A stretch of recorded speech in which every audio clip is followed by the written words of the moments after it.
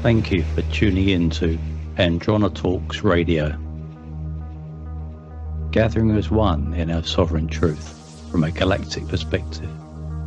Exploring our world with new ideas, knowledge, and a promise of a better future. Galactic discussions for galactic-minded people.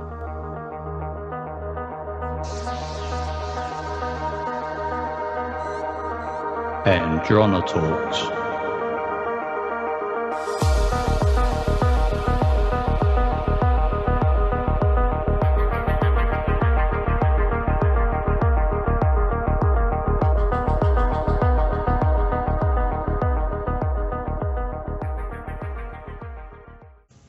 Hello, everyone, and thank you for joining us today at Androna Talks Radio.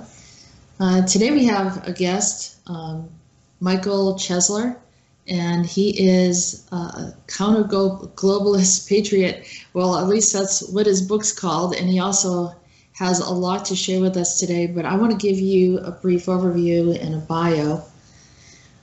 Miguel has spent close to 15 years in both defense and public sector related to work that allowed him the ability to develop and expand his analytic and research abilities in the fields of international affairs and criminal investigative work or support work.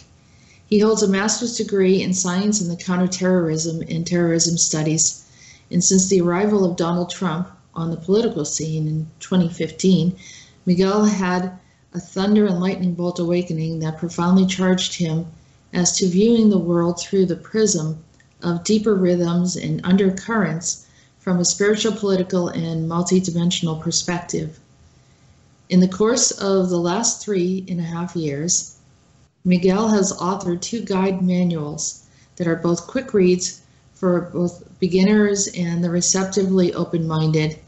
The guidebooks respectively titled The Counter-Globalist Patriot and The Quantum Purge, Surviving in the Age of Deconstructionism, are aimed at enlightening the public as to who the dark forces are that we battle with while educating people as to what may be needed in order to survive any future events after President Trump. So Miguel is determined to counter and defeat the globalitarians who represent malevolent forces that are present in physical, spiritual, and extra-dimensional capacities in our world and beyond. Miguel keeps a presence on Twitter and Gab as the counter-globalist patriot. Though far from professing to be a perfect person, he does find time to enjoy exploring and utilizing organic items and maintaining a healthy diet.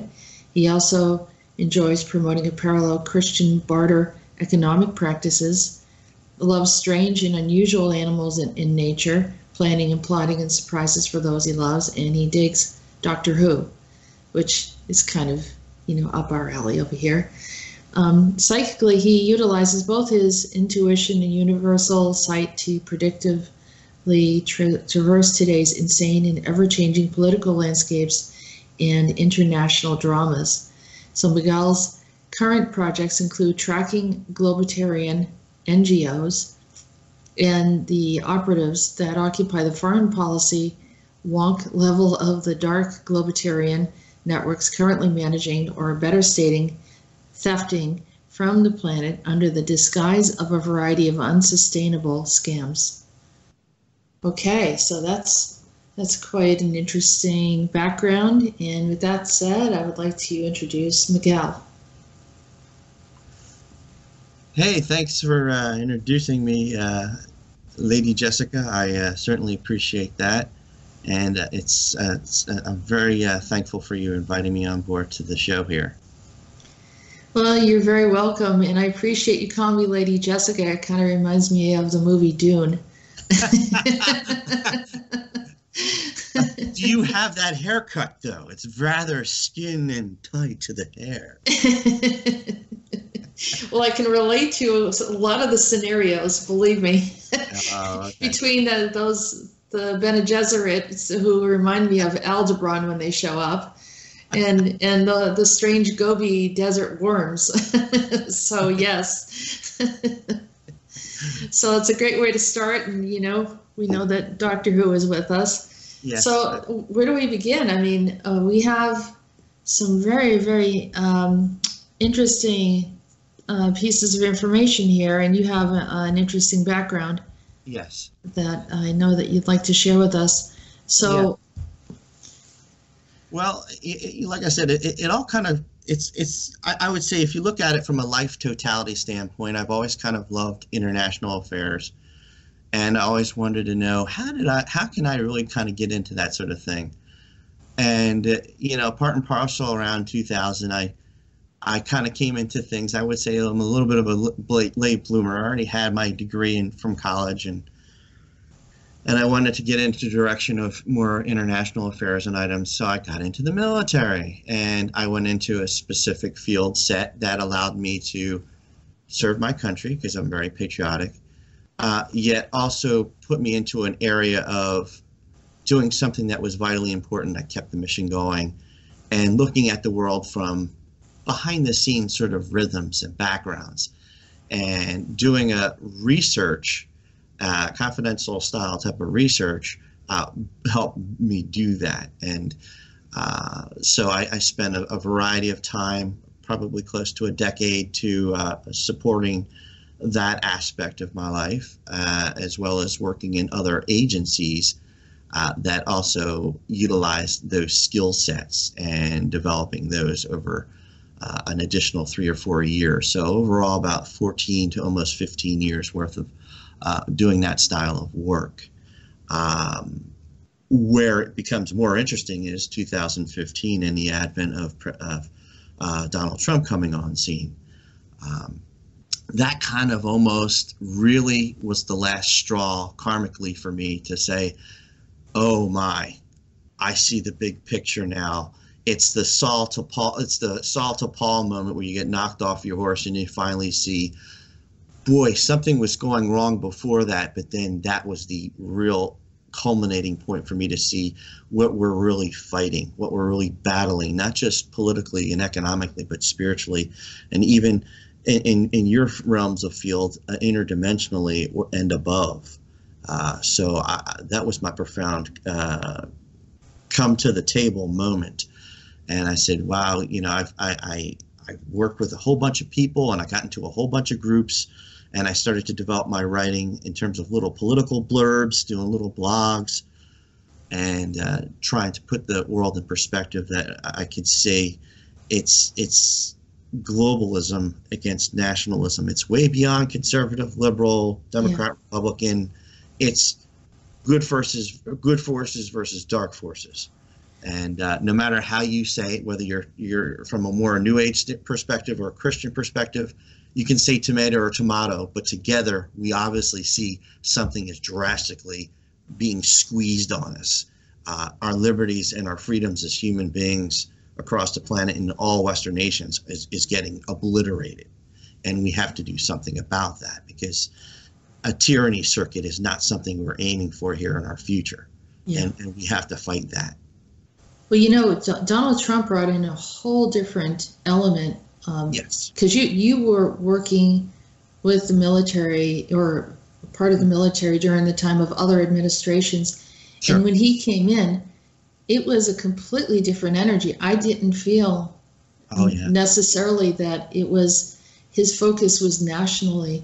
It really felt like he had an interest in everything in the world. It was almost unheard of, like we'd never seen anything like this. Sure.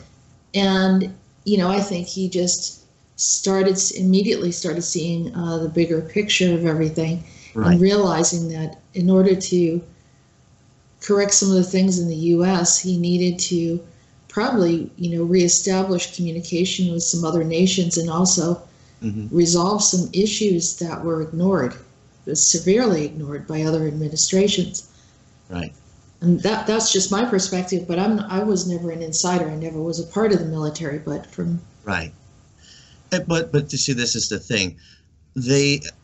If you want to look at it from, let's say from the creation of NAFTA forward,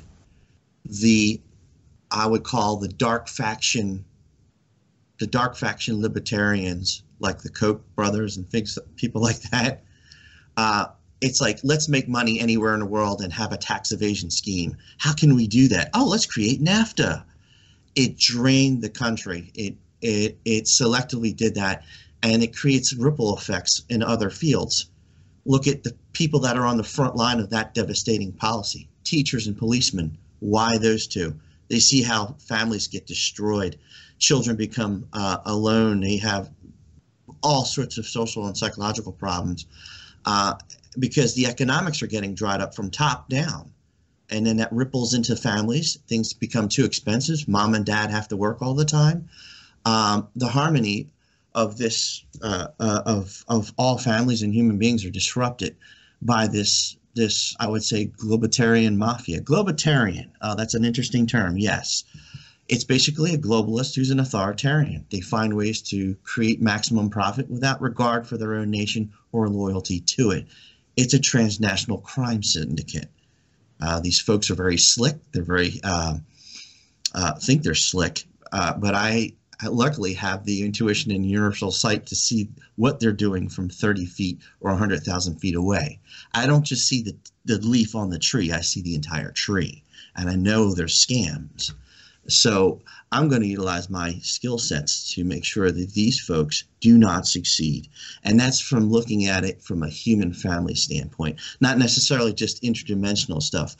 You can feel it. I feel like your perspectives on how to look at things spatially or galactically or interdimensionally fits with how I view things in a human tactical standpoint, looking at what the effects are on the human family and all our nations.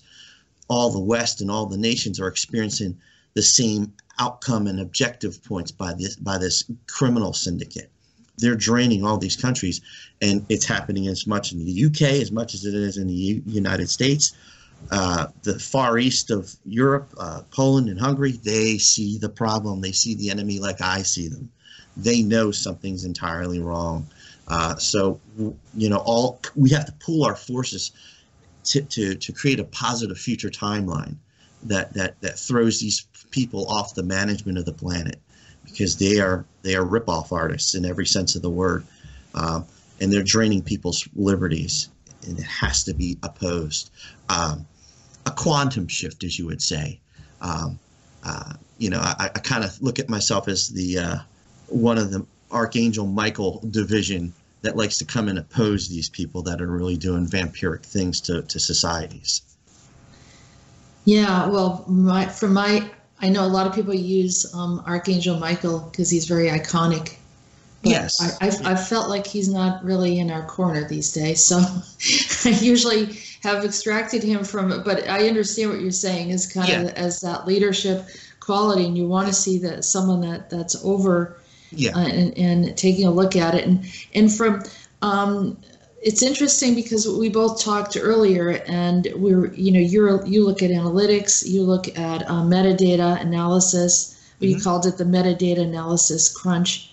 Communications efficiency, is that what you call it? Well, you're creating a conclusion, a conclusion from all the information that you've pulled, and you come up with an efficient way of providing a policy direction for somebody, whether it's for a small business, a large business, a government agency, whatever. Whatever you're collecting, you create a refinement that helps you guide you get the best. What my data crunching does is it gets the best bang for each dollar. You're trying to eliminate waste in terms of how you make a policy decision or what your findings are. And the comment that you made that I do this spatially, and what I find is interesting is that I do have a marketing background.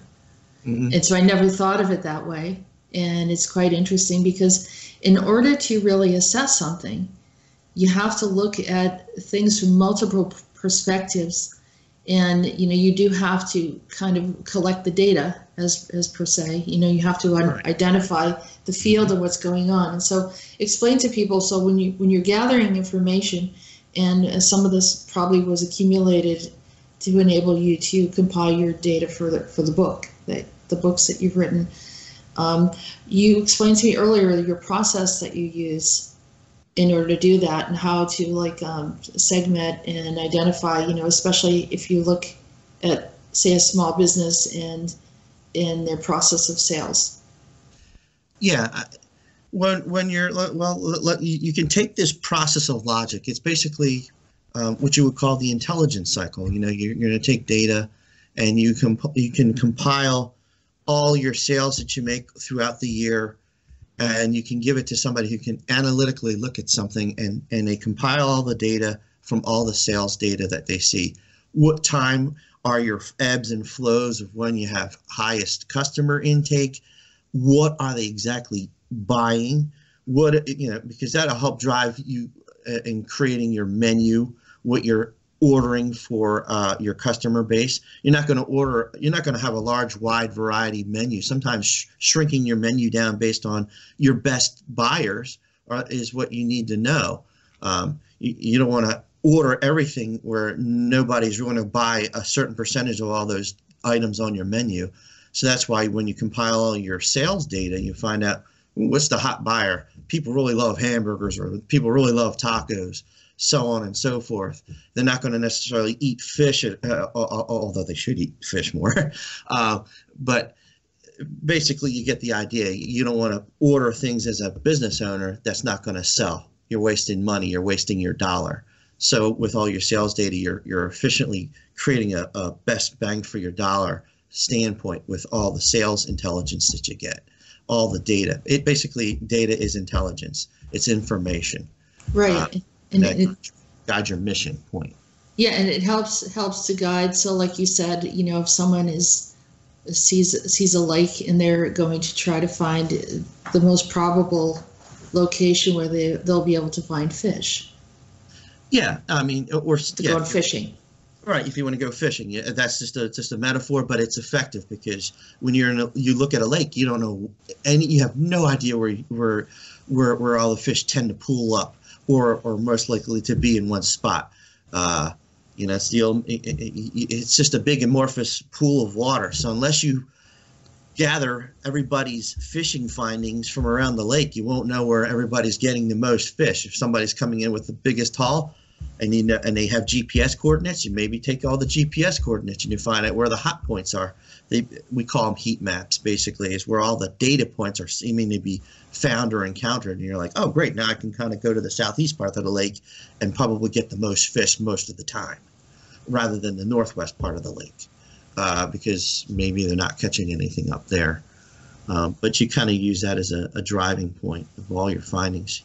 Heat maps is basically just an outcome, a visual outcome of all your data set points that maybe are pooling up in one specific spot or spots. But when I work with people on an individual basis and I tell them, say maybe it took 30, 40, 50 years of struggles, you know, that they've gone through, and I say sometimes we have to do an assessment of what your experience is and look at, you know, maybe your soul history, which could be thousands of years old, and all sorts of things that combine together for your present situation. It's an accumulation of multiple events, multiple decisions, and multiple experiences that create multiple traumas. And to alleviate yourself, it's a process. And I've had more than one person say that they want to see it all resolved in one session. And I said, it's you know, it's accumulated. So you understand, you know, it's like you're not even scratching the surface.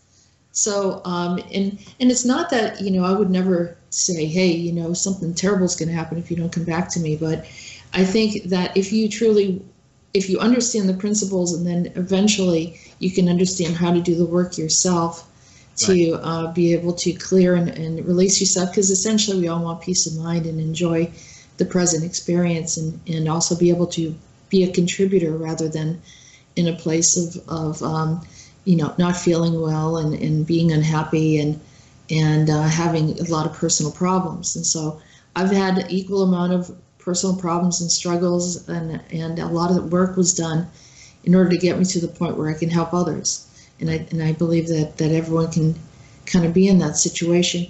So in essence, you know, there are, when you're looking at the Earth condition, and from the multi-dimensional perspective, there are also multiple layers of untouched locations or pockets of realities and even civilizations and parallels that are all interfacing with the Earth at this time. And so some people say, well, you know, if you start to expand it out and you look at it, and you know what I'm talking about, you can almost expand out a map and start looking at the multiple things that are impacting the Earth from a spatial experience, you know, and dimensionally, and even alternate space. So you get some really crazy things happening all at once that manifests in our current situation today on the Earth. Yes, and that kind of, I see strange connecting dot points. Like there was a recent docudrama about people that go missing and they're totally unexplained, and they've been totally thoroughly checked, and an investigator who was like a 30+ year investigator of searching for missing persons came up with a heat map of the United States, and everything with higher elevation was where all the unexplainable disappearances are. And what they found out was, let's take, you have a watch, you're wearing a watch at sea level, and then you're wearing a watch and you have another watch at 30,000 feet or 60,000 feet, however high up.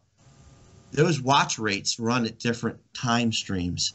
So there's time differential that is occurring at different elevations where people are disappearing. So Wow. Yes. So I don't know if the fabric of time is different at a different level of. It's based on how close are you to gravimetric point zero of the Earth or any planet. The closer you are to a dense object, time dilates, and that's kind of illustrated through higher elevations in mountains where people go missing. They totally drop off the Earth. Nobody can find them. And so I think gravimetric dilation occurs a lot more than people realize with time. That gravimetrics plays a role in that, in altitude.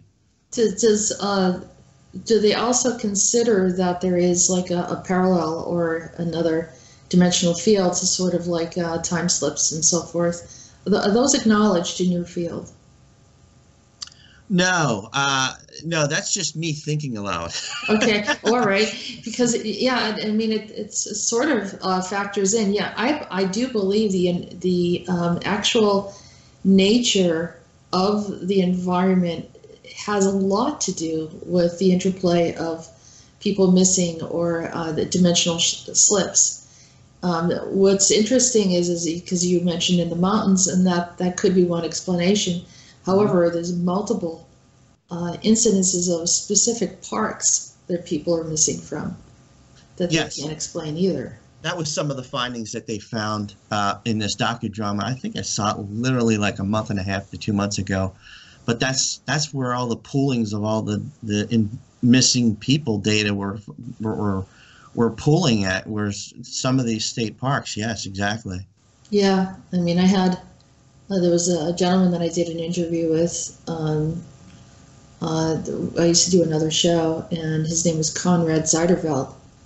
And he said that I think he lived up by the Dakotas, and there was a park not that far from there, and he said there's just so many people missing. It's not just children, it's different ages of people that were missing, and they go into the park and just never come out again, like some kind of weird anomaly. And working with the paranormal, you know, I've done that quite a bit in the past, and you can see it creates a field, some kind of field. I don't know if it's as a result of some of our electromagnetic, what they call that, like a cage, and I'm not really good with some of the mechanics of that stuff and being able to explain it. But yeah, we used to talk about these energy cages that would occur in certain places where there's, I don't know if it's an intersecting of how the wiring's done in the space. And yeah, I mean, there's a lot of strange anomalies, I would think. I mean, you know, it goes back to the classic Bermuda Triangle, the vile vortices. What are these energy points? Are they portal points? Are they in and out points for a, you know, interdimensional turnpike for vehicles? Who knows? I'm only speculating, obviously, but it would seem to make logical sense to me on how I connected points and dots into certain relationships of where things might be weak, why people go missing.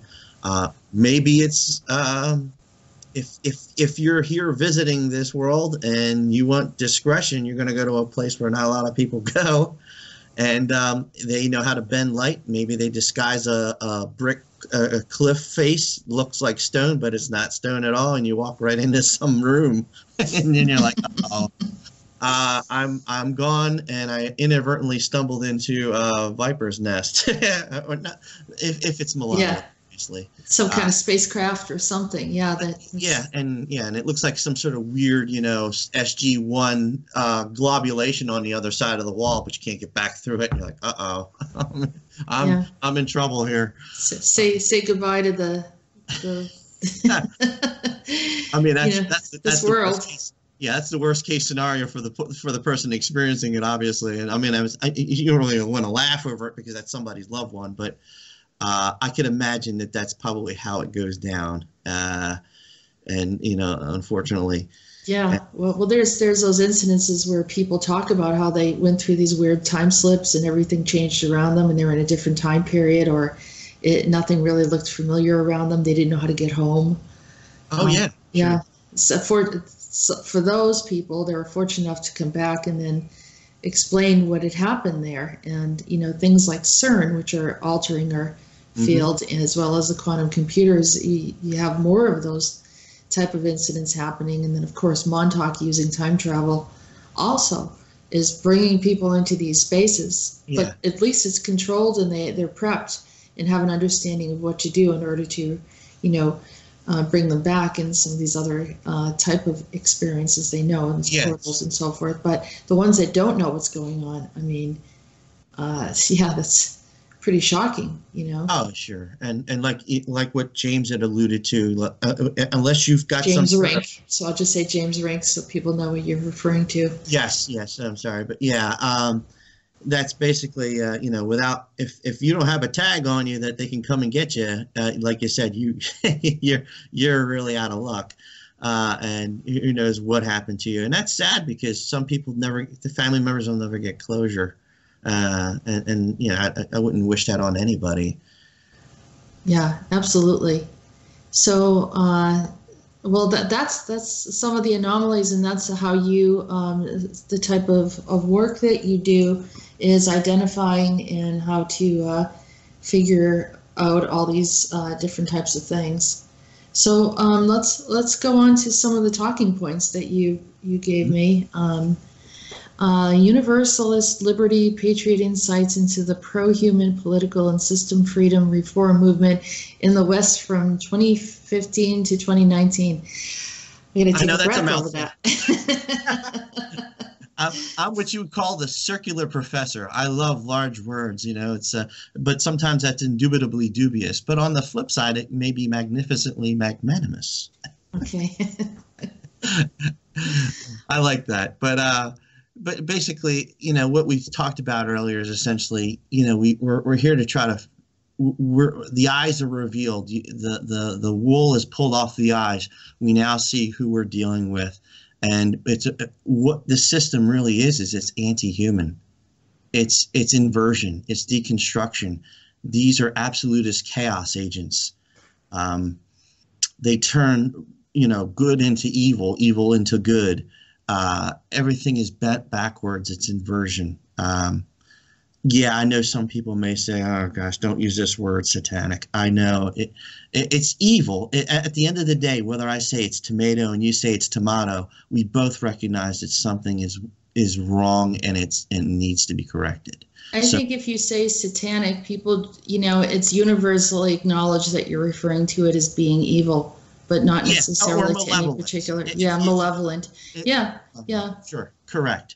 And that's why it's vital to find souls like yourself. I look at you as a human sister, and I love you for that because you're doing your part to work for the light, for God, and for the divine, and that's why it's so vitally important. Yeah, I have my specific interpretive of it, but I'm not going to judge you, and I'm not going to castigate you for it either.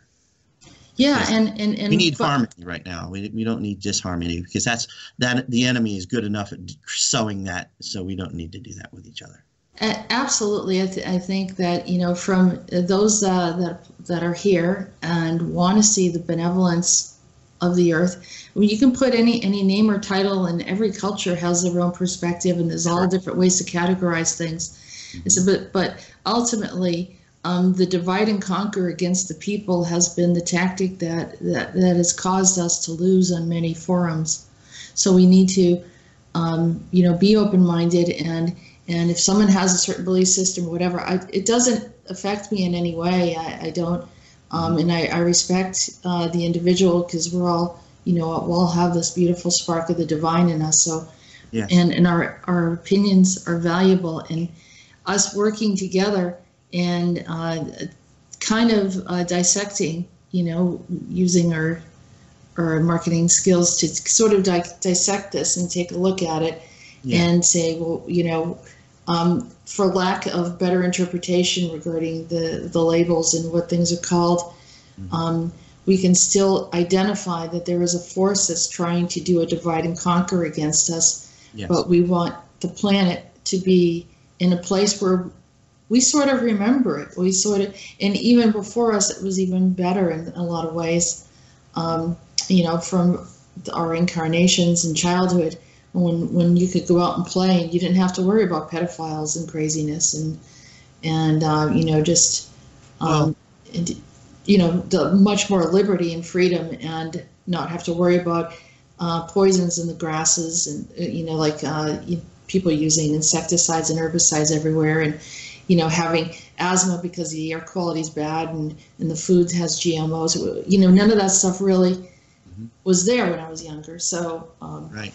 And I just wanted to kind of, I think every soul deserves respect, and it has its own specific emotional and spiritual assignment here. Yes. And technocracy is a lazy cheat and a shortcut. That's why the Amish, the Mennonites, and the Indians are smart. They're unplugged because they're here to evolve their soul, and we all are. Unfortunately, there's a lot of entrancement in this evil amusement park, and we've lost sight. So we have to get back on par. And there's like I said, a criminal syndicate willing to put us into this amusement park of sickness and abnormal pathology. And when case in point, trans age movement. Since when does it make any sense to you that a 51-year-old can now claim that they're 6 years old around your kids? That is a cover front for something sick. And when, in case in point, again, let's look at it this way. My last name, obviously, it's an anagram, okay? And so is the word trans. If you move some letters around, SATRN, that's where your problem's coming from. And whoever's there is playing this game on a multiple PSYOP program front. Absolutely. There you go. Yeah. That's your new piece of information for the day. So you can talk to who you need to talk to and need to have a correction there. And that's where that's coming from. Well, do you know that I believe it was over in, what nation was it? Yesterday, there was an uprising and a protest regarding the idea of people marrying underage children, having the right to do that. It was over in the Middle East somewhere. Let me just pull that up really quick. Yeah, that was shocking. It was just like that's based off of the life of Muhammad, of course. There's a literalism that's followed, like in terms of a cultural acceptability of, I guess, a marriage, and I mean, for Western eyes or European eyes, it's like, what? So I mean, it's their way of doing things, and I think the way the Western system and Western nations they've been bent to what I call the political gag process of political correctness. They want you to sit inside a garage of political correctness or political carbon monoxide, breathe it in, and let them smile as you obliterate yourself because you should be afraid to talk about your own traditions as healthy. Oh, well, that's insulting or offensive. Give me a break. Really? That's ridiculous. Yeah, this came up. This was in Lebanon, and hundreds marched through Beirut to protest child marriage. Yeah, and that's not surprising. Yeah, I mean, one of my clients just recently did. Oh, I won't say client. I say it's a friend who we've done some work together, and the discussion of the violation against children is huge right now. And that when the world is very, very out of balance, they prey upon the children because there's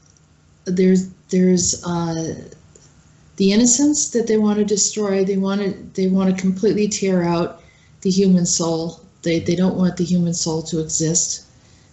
And there's just so much that is just absolutely shocking about it. And hold on a second, there we go. There's usually the people that are my labs and abducted, from these these corporations that Peter the Insider talks about, Monarch, Mobius, CyberLife. Yes.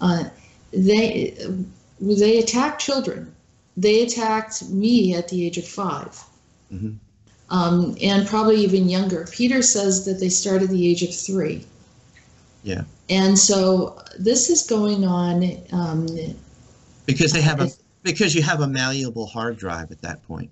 Yeah, it's horrible what they're doing. Yeah. Absolutely. And then a person spends their entire life saying, "What the blank happened to me? What is this?" And so now you have a series of broken people that and they're opening up spiritually, and some of this stuff is what they're remembering. Whereas that shouldn't exist. There's a huge war against humanity, and the way to take humanity down is not on the military war fields. Oh no, absolutely not. That's the obvious front, but the enemy is inobvious. Right. This is their tactic. Yep. And that's if you have a bunch of broken souls, then it's easy to transfer it all into transhumanism. Sure. And that's that trans movement is multi-categorized, obviously, into other things. But the trans age was just one example. But I thought it was really curious that all this type of it's like a backwards. Progressives say, oh, it's dynamic. No, progressives are regressives. They're actually regressives. Yes, progressives are under a guise of deceit. They're lying, and they're utilizing the system to weave something else really insidious into our system, and they keep on doing it and keep on doing it, and for some reason they're getting a pass. Oh, yes, absolutely. You have to remember, this enemy not just takes down the borders of nations, it takes down the borders between husband and wife, it takes down the borders between brother and sister, it takes down your relationship to the great source, or as I would call God. So, and they do this at the speed of incremental and slow. It's like a slow tarantula that crawls up your pant leg that might have deadly poison in it. It kind of is there, but you're busy with life, walking around and paying attention to everything else. And you don't know it's going to attack you until it's right on your cheek. And then it bites and attacks because it's taken all the defenses down. Right. And that is a real slick enemy. And I know what these people are doing. And they're helping it along. And I think it's a multi-layered, multiplicitous species pyramid of criminal cartel. The top of the human layer of it is what's going on and what I can see. There may be other things where you can fill in the blanks and say, oh yeah, and on top of those folks, these are the malevolents that are helping them. Ah, right. So now we're filling in the spaces. We can look at the things in totality of where the ripoff and the extraction is on humanity. And it's It is, and there's magic employed here. There really is, because the art of illusion and overlay of deception are purely present, because people don't know what they're looking at. They're almost like glazed over when they're looking at the problems. They use some bright and shining terminology, and you don't really know what it is, and you're nodding your head, yeah, this is wonderful, because you're excited about it. It sounds like it's really good, and you're not knowing what you're consenting to, and then you start to dig deeper. Yes, it's emotional entrancement. It has nothing to do with vigilant common sense, wisdom, and knowledge and logic.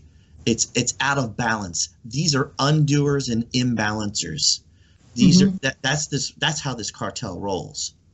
See, that's what they do. They lubricate through all their financiers who are elite and weirdos and insane people, because this is a Lord Acton problem at the very top, at least of the human part of this game.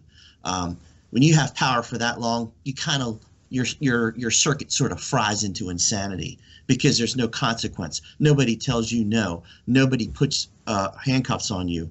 You just get your way constantly, and then you become a hedonistic, wicked person that does horrible things to children.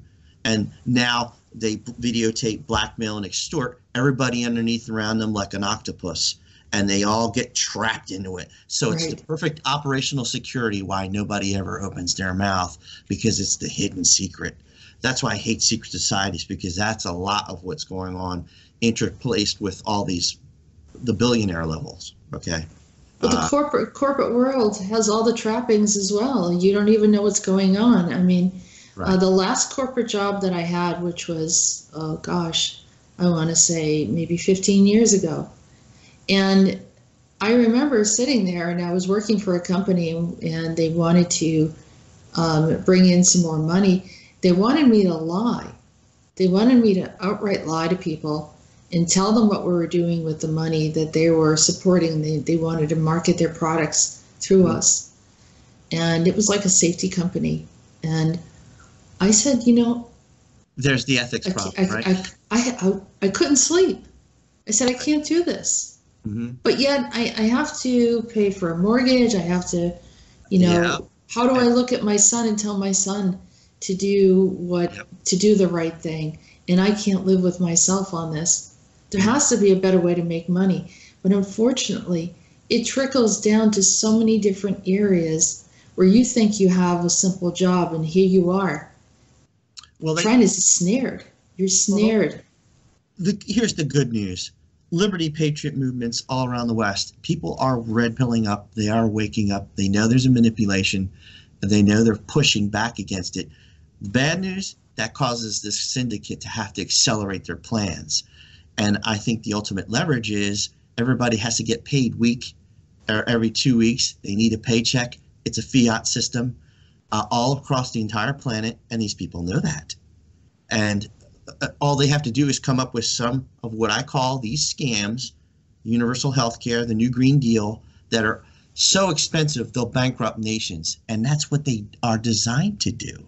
They want the collapse of the nation state, so that when an IMF or a World Bank comes in and says, oh, we'll give you all the credit you want, we'll get you out of this bankruptcy, no problem. Here's the loan terms. You have to give us the guns, and now you have to also be tracked for our data collection with a chip. Uh-oh, now you know why it's a problem. And I know what these people are doing, and they're doing it slow and incremental, but I can see the big picture. Wow. Yeah, it is. And they're doing that all over Europe, taking advantage of the people because they have them living on what a shoestring, as we say. It's just, right? And then giving them, dangling the carrot, say, hey, we'll give you a discount in this place and that place, and especially appealing to, 20, 30-year-olds who want to go into a nightclub and have a little bit of a social life. Yeah. And hey, take the chip. And put the chip in your hand, and you get a discount. You just sold out your consciousness. Now you have mind control, and say goodbye. I'm not a real big proponent luckily I was born at a time where like we discussed earlier the other day. First 24, 25 years of my life, I didn't need to have internet and all this high-tech fix, all this high technocracy. If it ever went away, I would survive. Everybody a lot younger than me, they would be like a heroin addict coming off a fix. It would be bad. Yeah. But it's also, that's why I keep going back to the Amish and Mennonites and the Indians. They're more unplugged. They're into their evolution of their soul. You're supposed to be in a bumper car through life. That's your assignment. That's how your spirit and your soul evolves. That's how you learn experiences. Technocracy is not necessarily your friend. Yeah, it's a means. Yeah, I'm not a Luddite. But if you just strictly, hey, let's go on a date. I'm looking at my phone. You're looking at yours. Wow, we're really socializing. It's a corrosion of your interaction as a human being with others. You lose touch. You're isolated. This stuff doesn't actually help you. It hurts. It hurts you.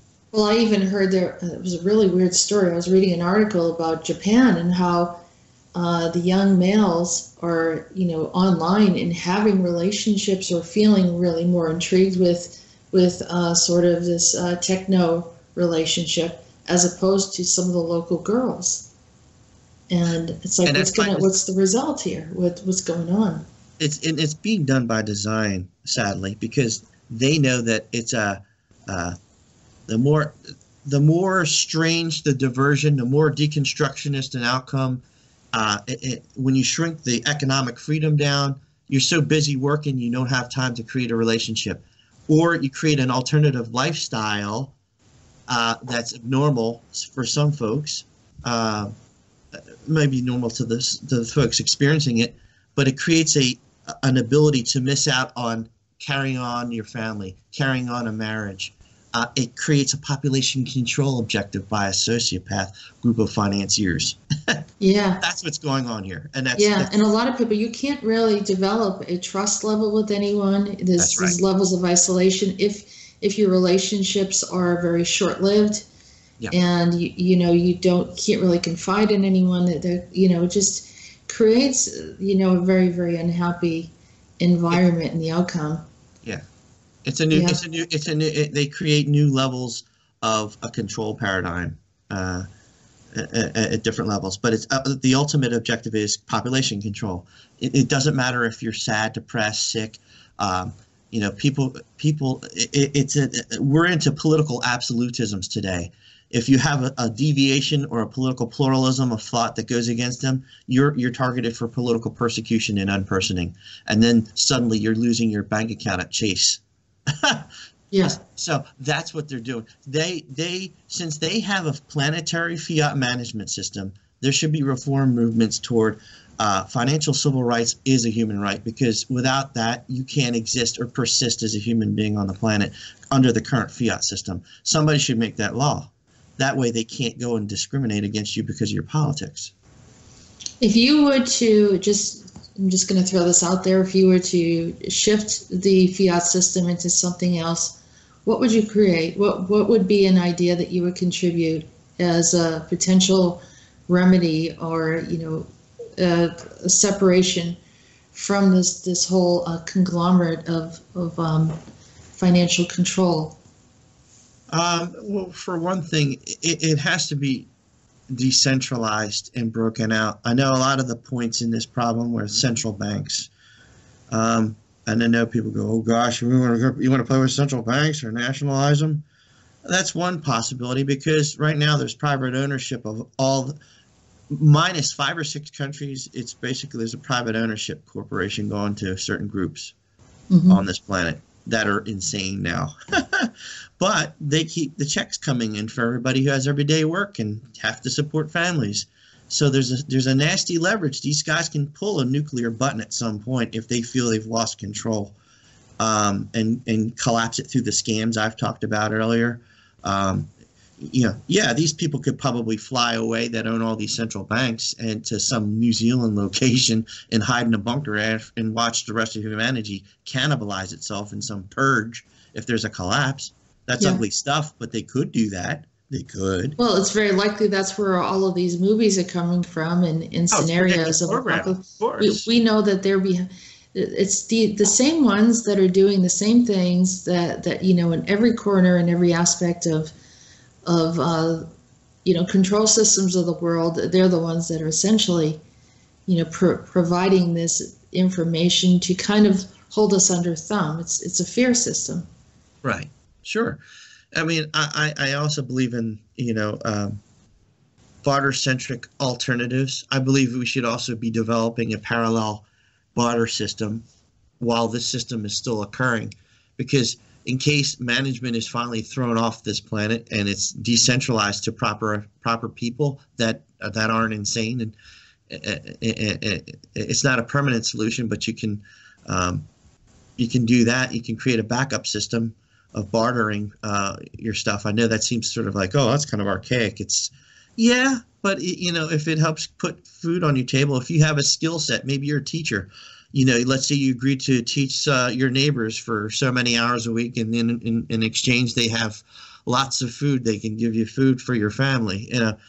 I know that seems kind of simplistic. Maybe it's a throwback, but it's nice to have a backup emergency system in place while this high-tech system still rolls, because when it does collapse, I think they're going to make people at some point, in terms of collapsing the system, so unable to use survivalism skills like hunting, fishing, catching stuff, and make people forget it, that when they cut people's legs out, they're totally toast, and then they have no choice but to take a chip.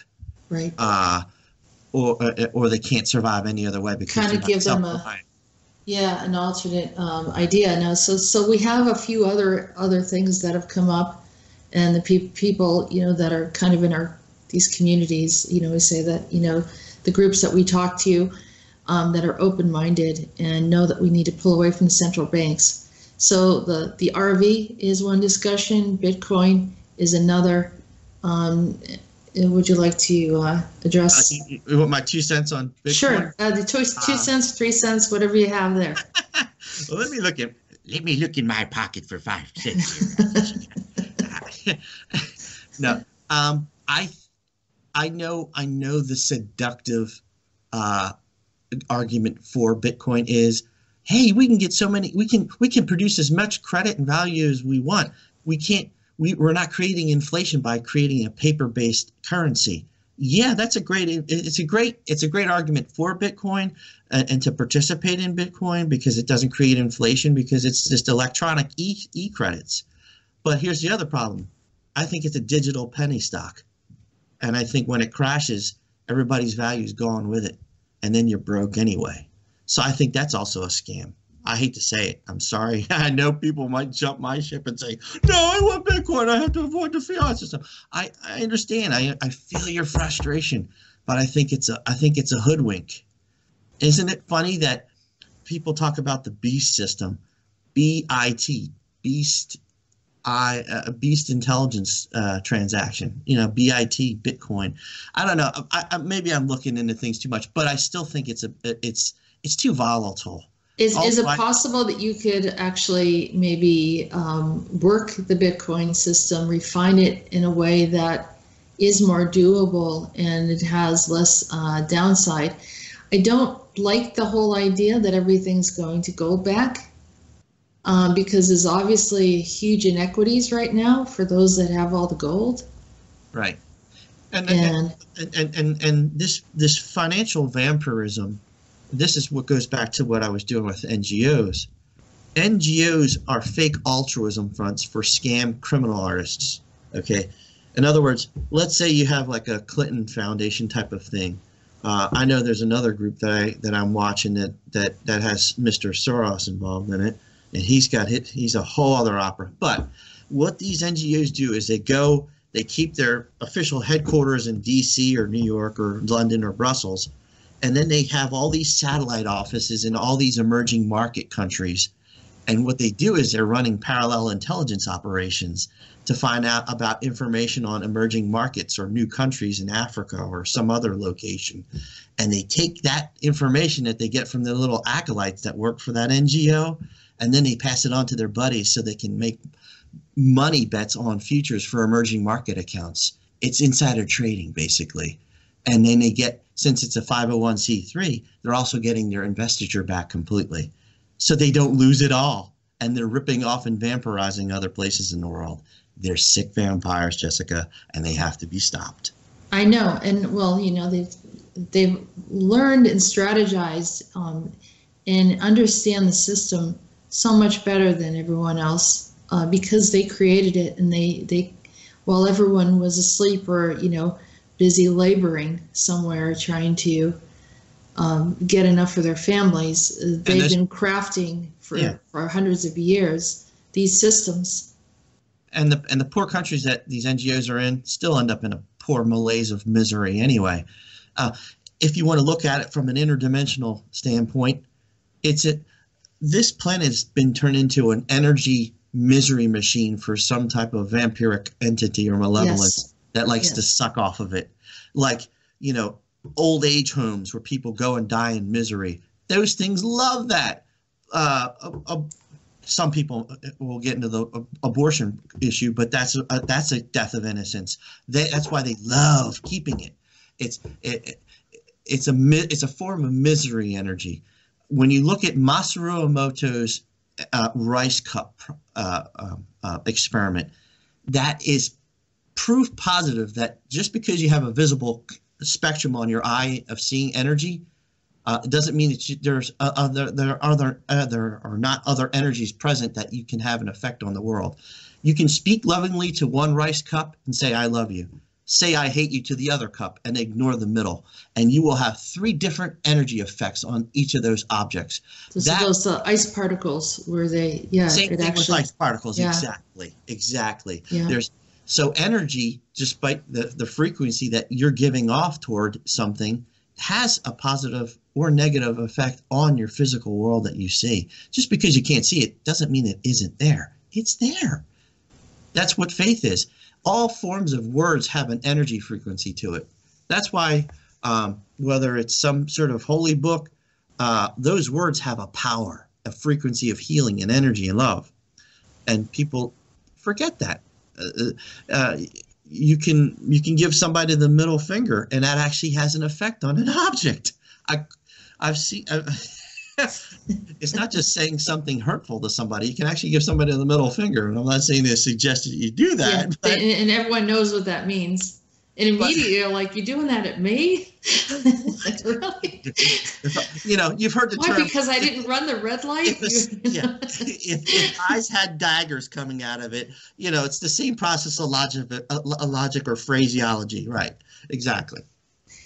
Yeah. So if we got a whole bunch of, like, the people, right? Got the people together, and everyone puts in a bunch of ideas of money, some type of exchange that would feel fair and equivalent to what they want to offer. And I tell everyone, you know, when people are saying, I had a discussion with a friend this morning saying, nothing is for free. You know, people are offering free readings. So then they come to me like, well, you know, I don't have a whole lot of money.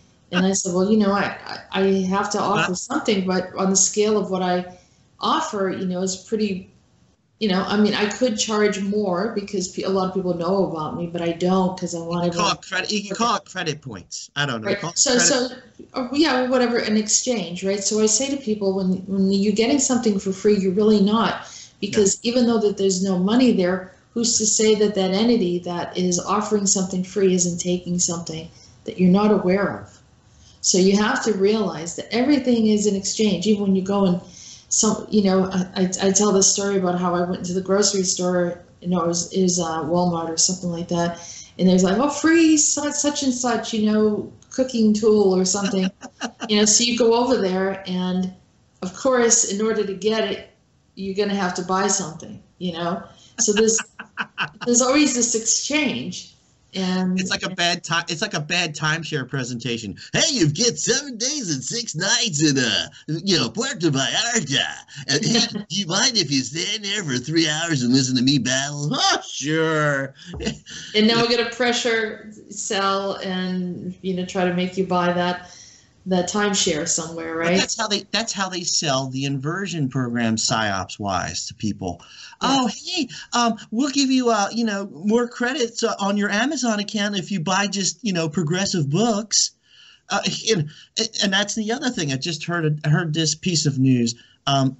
Amazon's now just shrinking profit lines, and if there's a certain type of political spin to a type of book that's being sold on Amazon, they're taking it off circulation, so you can't even sell the book. Wow.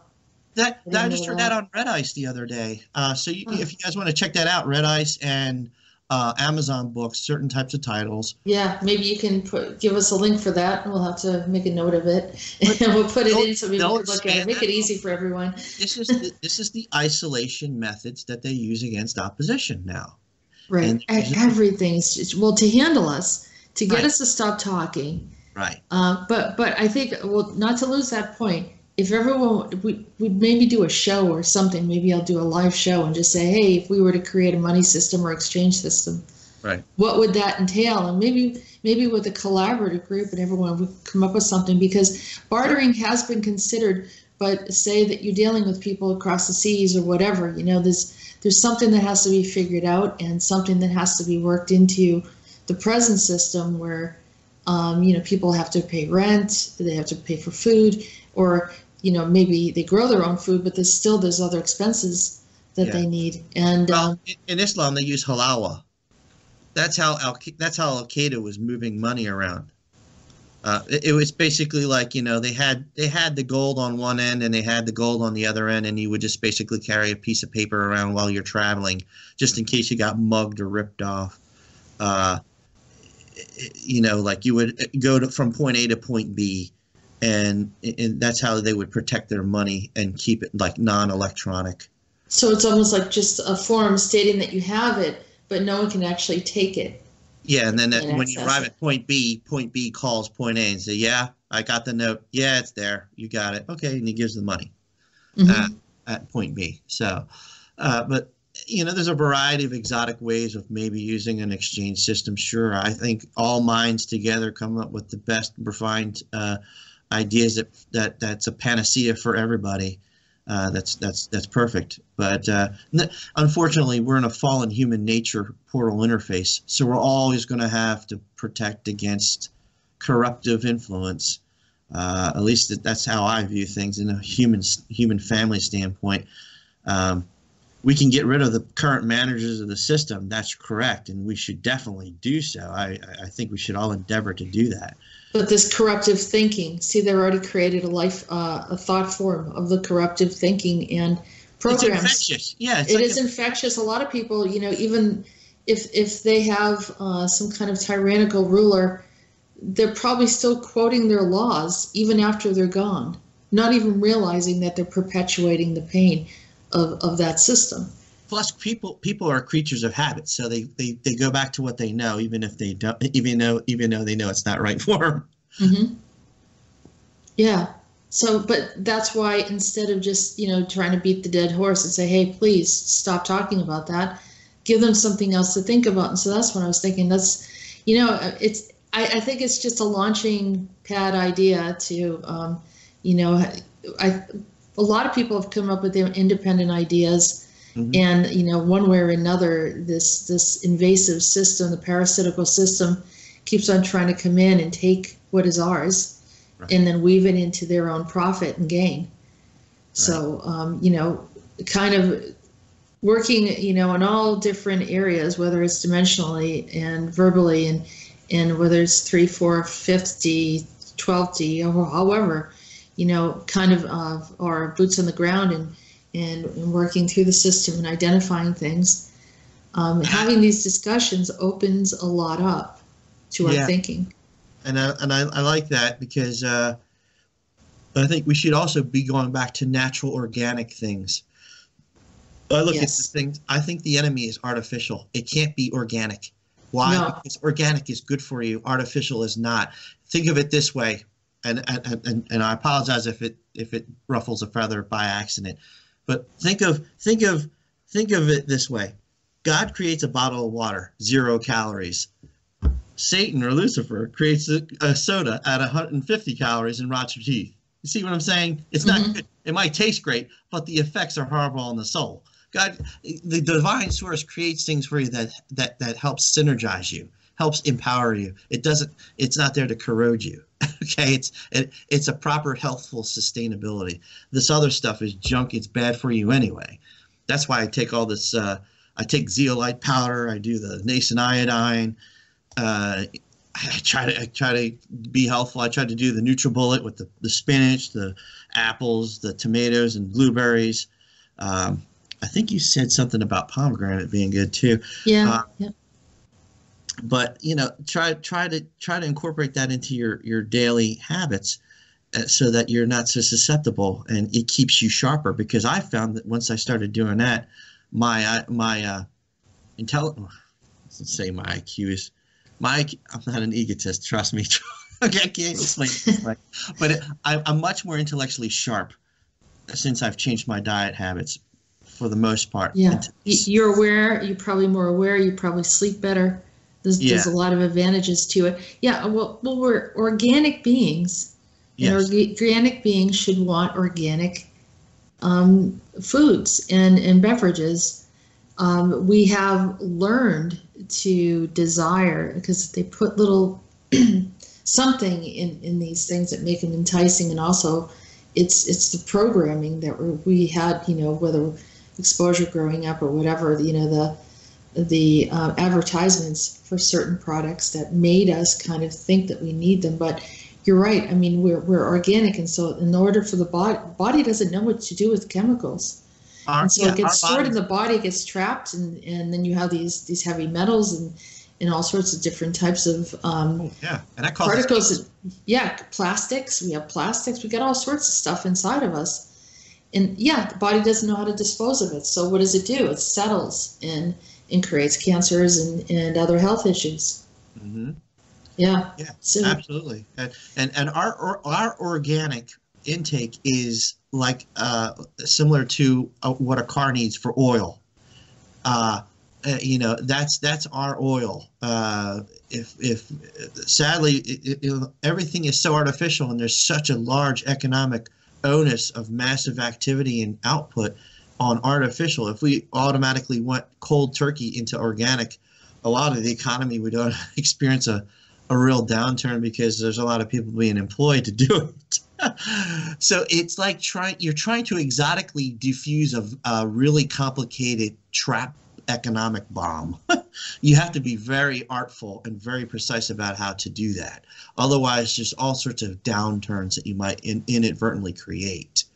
Okay, so Miguel, and I don't mean to cut you short on that, but I didn't want to lose my thought on this one, and I want you to think about this.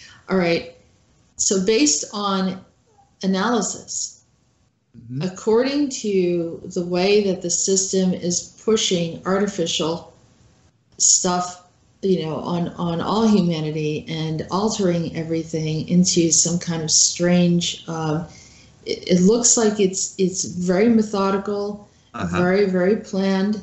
Yes, it and is. Taking GMOs in a specific way. Maybe some people think it's just a random, let's just put this together and create these GMOs. I think it's very fine-tuned to an end result of some source. Sure. So and then let's trail all the way back to the source of who's doing this, which makes me think, like you said, if humans acknowledge what is organic here, then is it possible that the one that is dictating a lot of this upon us is transhuman or android of some sort? And that and 1,000 points of awesomeness to you, because you figured out and filled in the space, didn't you? Because now people have to realize, oh my, something non-human is now controlling us. Yes. Yep.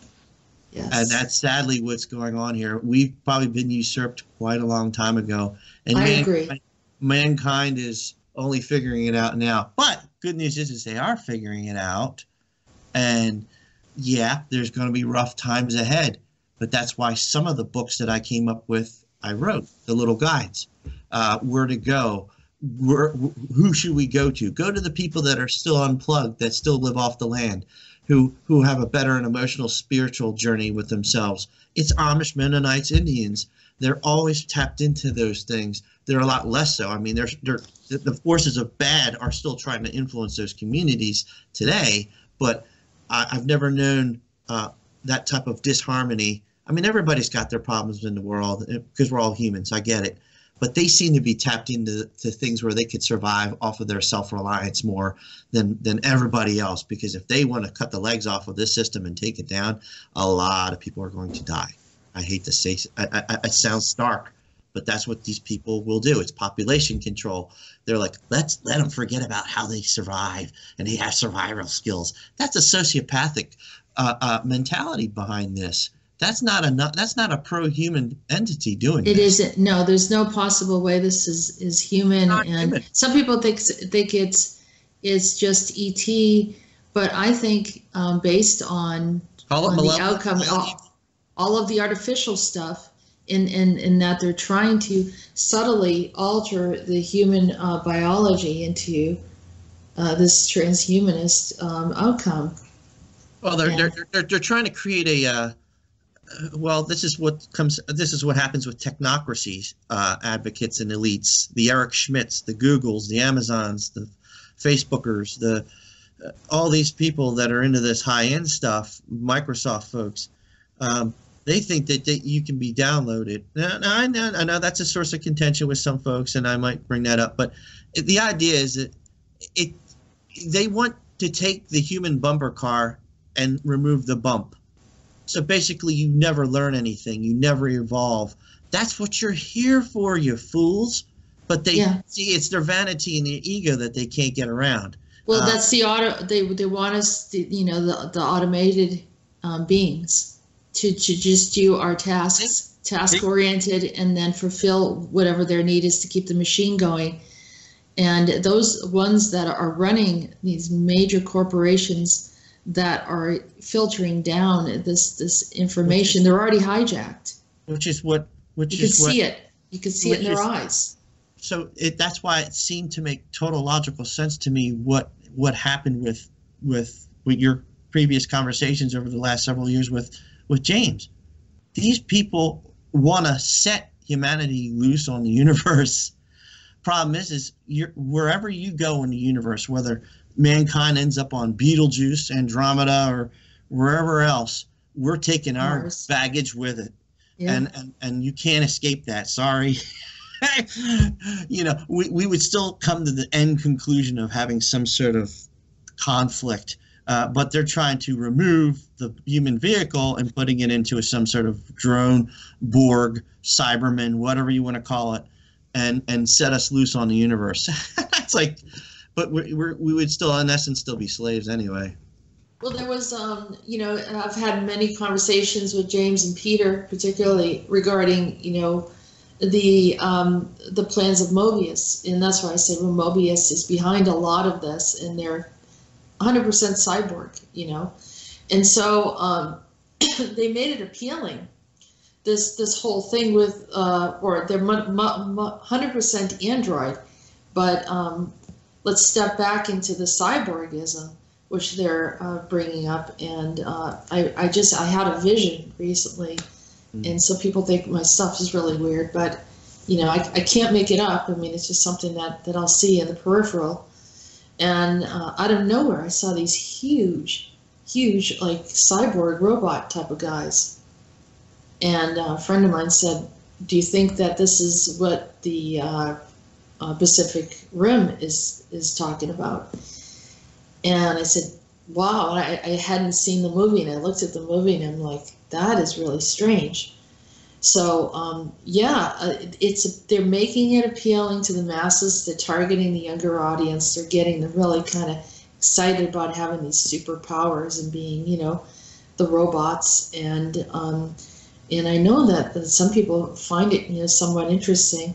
And there was another movie that was out that was appealing to people that feel like they're not really on the cutting edge, in the corporate world, or intelligent enough. Yeah. And there were pills that they were taking that enhanced their intelligence. Yeah. That were artificial. So like the spice melange. Like this, getting back to this, yeah, Lady Jessica, righty. Yeah, definitely. There's that appeal for something. Just take the pill, Jessica. You won't feel a thing. Meanwhile, what happens to Jessica? She ceases to exist, becomes a robot. Yeah. No, and it's there's always somebody. No matter if it's a human criminal or an interdimensional criminal, they're always trying to find an angle on us to get one over on us. I know it is. It's horrible. But we can look at it. I think that's the best part is we can look at it. We can talk about it. And you have to be aware though, Jessica, because remember, all this metadata collection is occurring through your little Echoes and your Alexas and all your spy devices. They are trying to download all that stuff into a massive AI consciousness that everybody, the secular globalitarians, want to actually utilize and say, oh, well, we'll take the humanity out of it. We'll have a new manager of humanity. Right. They're insane. They'll never be able to fill enough metadata sets. The divine creator has the ultimate data set. They're so inferior to what if you look at the human makeup, it's just still so much more advanced.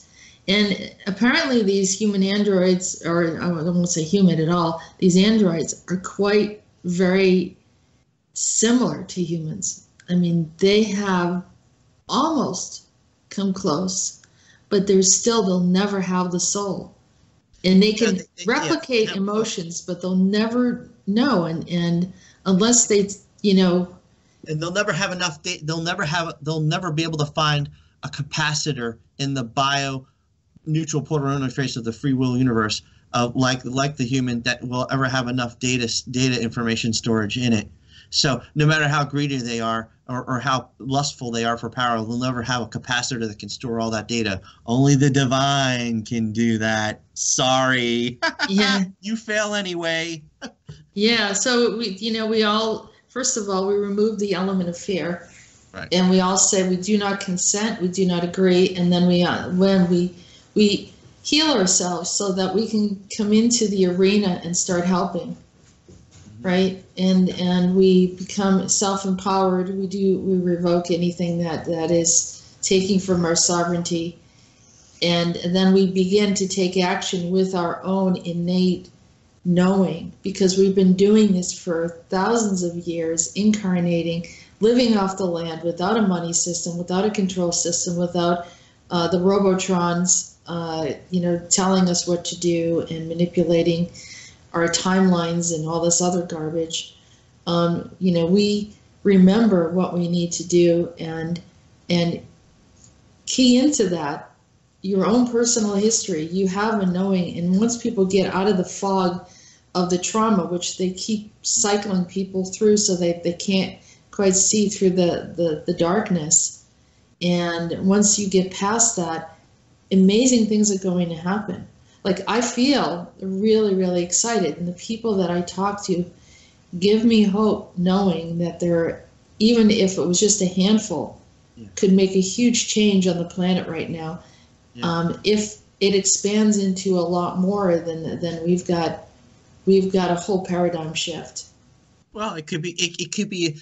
I always, this is kind of a strange phrase or a phrase point for me, but literally giving somebody a hug could change the entire universe, because if everybody gave everybody a hug in the world, what would that really do?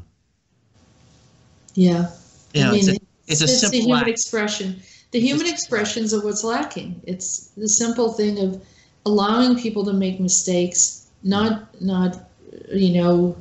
sitting there beating them over the head, and not turning everyone into this just cannibalistic neurotics.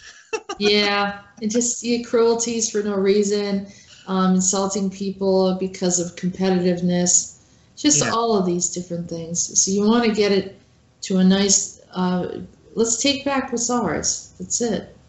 Yeah, that I think that's the biggest point at this juncture is why we all have to harmonize on no matter if it's from a Christian standpoint or from a galactic standpoint, whatever your camp is, you're my ally. I'm here to help you out. You're here to help me out. We're here to fill in each other's spaces, and we're here to kick these people's rear ends off this planet. Get off my Earth lawn, please, because you are messing with it. Yeah. Yeah, no. Get off my Earth lawn. I like that title. No That chemicals should be the allowed. title of a book. Get off my Earth lawn. And there's like a picture of an earther kicking one of these nasty things out. Yeah. I love the earthers. They're awesome. You know, they have so much invested in watching over the planet, and yeah. I mean, they're non-intrusive. They just, kind of observe, and they know what's going on. Yeah. That's awesome. They're big fans of slow lorises and sloths. Yeah. Platypuses.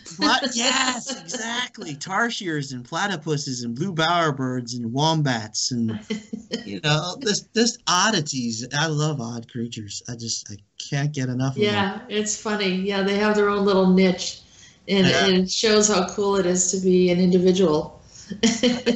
And I wanted to do a couple fun points too before we wrap anything else up. But we were talking about I always see these TV shows about Bigfoots and trying to catch Bigfoot, and I think it's its own creative. Yeah, I love it too. Yeah, it's self-sustaining. I get that, and everybody talks about, well, if these things really exist and if aliens really exist, why can't we catch them? I said, okay. I said, let me break this down for the skeptics and kick them in the butt a little bit. You think that if something higher than us has been here that long, that they haven't been able to switch on, let's say, some earlier version of us with telepathy as a defense mechanism so that if any human wants to go and hunt them, they can hear them a mile away so they never get near them? Duh.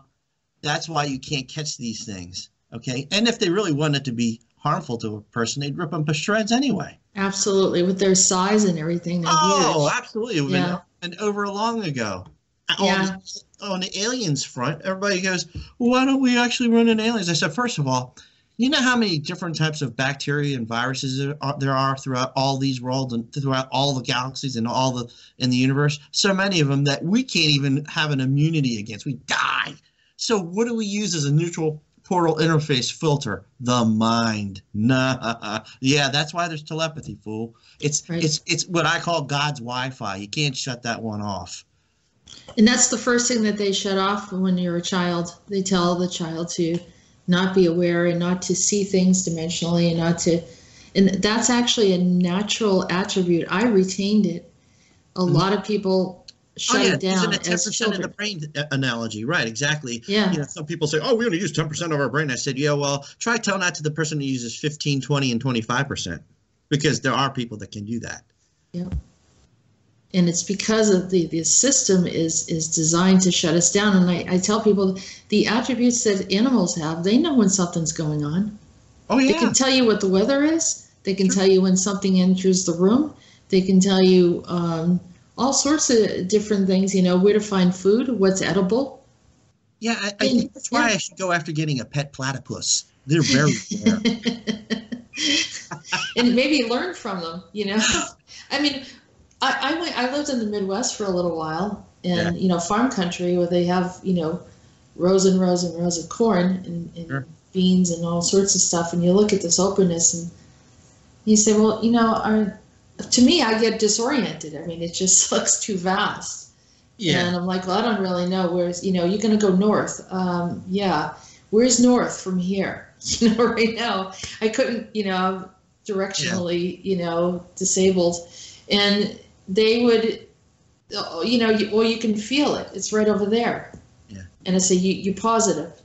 And they know it like the back of their hand. They have communed with the earth. Mm-hmm. So they're planting every day. They're working with animals. Their sensory perception is advanced. Yeah. And you say that, for like the native, the Amish, the Mennonites, essentially they're, digital, not completely digital free, but it's more of working with the earth. It's a better unplugged version of ourselves. Right. I think it's a good balance. If you do, if you want to work with on the computer, and you have to work on the computer, make sure you spend some time outside and taking in nature in a natural, kind of a wonderful setting, spending time there, and you'll find that your awareness of everything starts to enhance. Yeah, joy is balance, and balance is joy. That's the kind of the old from my standpoint, like a Christian standpoint, of when you're in joy, you're in balance. That's when the enemy can't get you out of balance. That's when you're at your best, because you see things in a clear way, not an imbalanced way or a divided way, which is obviously what we're all experiencing now. Yeah, or separation from, like I said, how can we separate from our biology? Is then just input all sorts of artificial things, and then it throws off our biology. So now we're no longer in tune with the earth. And I mean, all of this is all deliberate. Yeah. But getting back to the Bigfoot story, because I did paranormal investigations. I used to have shows, that I worked with, talking about the paranormal and cryptozoology and all that kind of stuff. And yeah. The Bigfoots are a type of ET. I believe they're interdimensional. I could probably have arguments with a bunch of these guys who claim to be the scientists and those that study it, and whether they agree or don't agree that they exist and all that. Yeah. But I do know that I have communicated with them before, and they have, they are visitors here. They're non-aggressive. They don't want to hurt anyone. They could.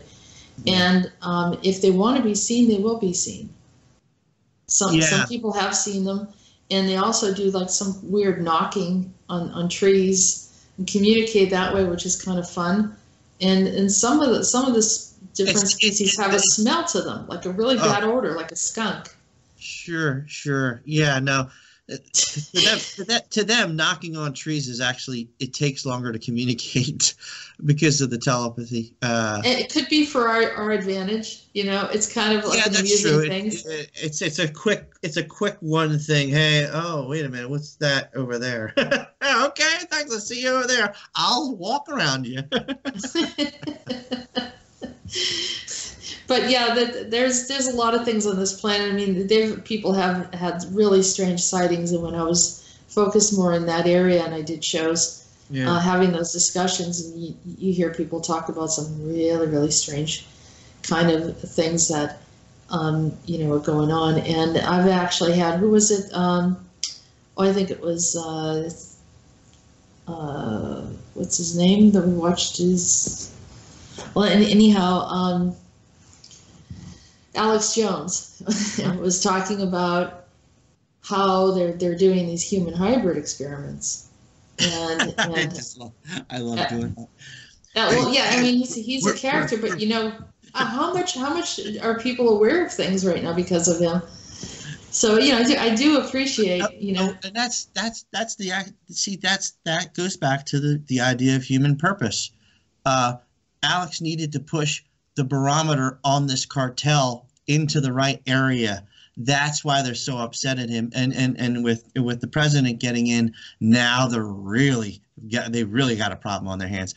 They'll never ever actually I don't think they're ever going to actually get control again. Myself, I think they've lost it now. But it takes time for it to whittle down. But I'm also worried that they're also willing to push a nuclear option set of scenarios we've talked about earlier today. But they feel safe to protect their perverted lifestyles. Yeah, we'll just go and do all this stuff to throw him out or coup him out of office, and everything will be back to normal. I'm like, no, that's when the pitchforks come out, and that's when you get finished, because that's what's going to happen now.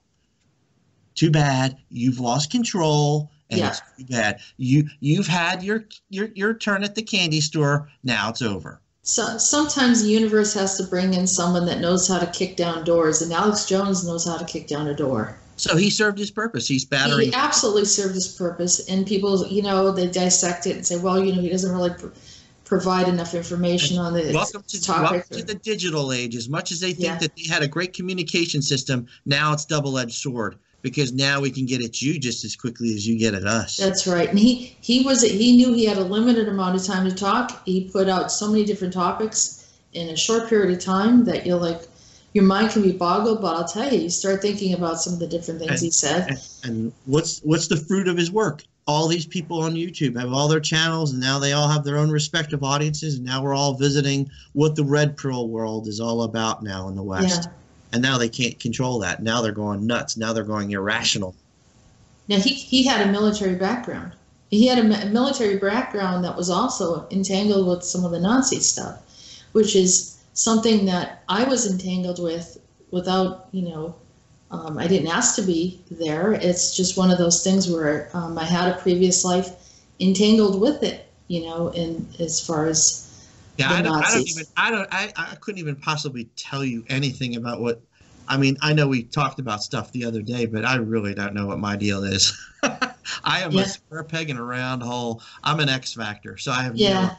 No, you're definitely here, and I told you we know the immersers have an interest in you and in a positive way in guiding you, and everyone like you said, everyone has their own contribution. Right. I unfortunately had a little spin of some of the Nazi stuff, which brought me into the that whole realm of the advanced human tech incorporation type of which I'm very impassioned about revealing and exposing. The same way and that also Alex Jones seems to have a bit of that experience because of his family and some of their connections with the military and the paperclip group. So, all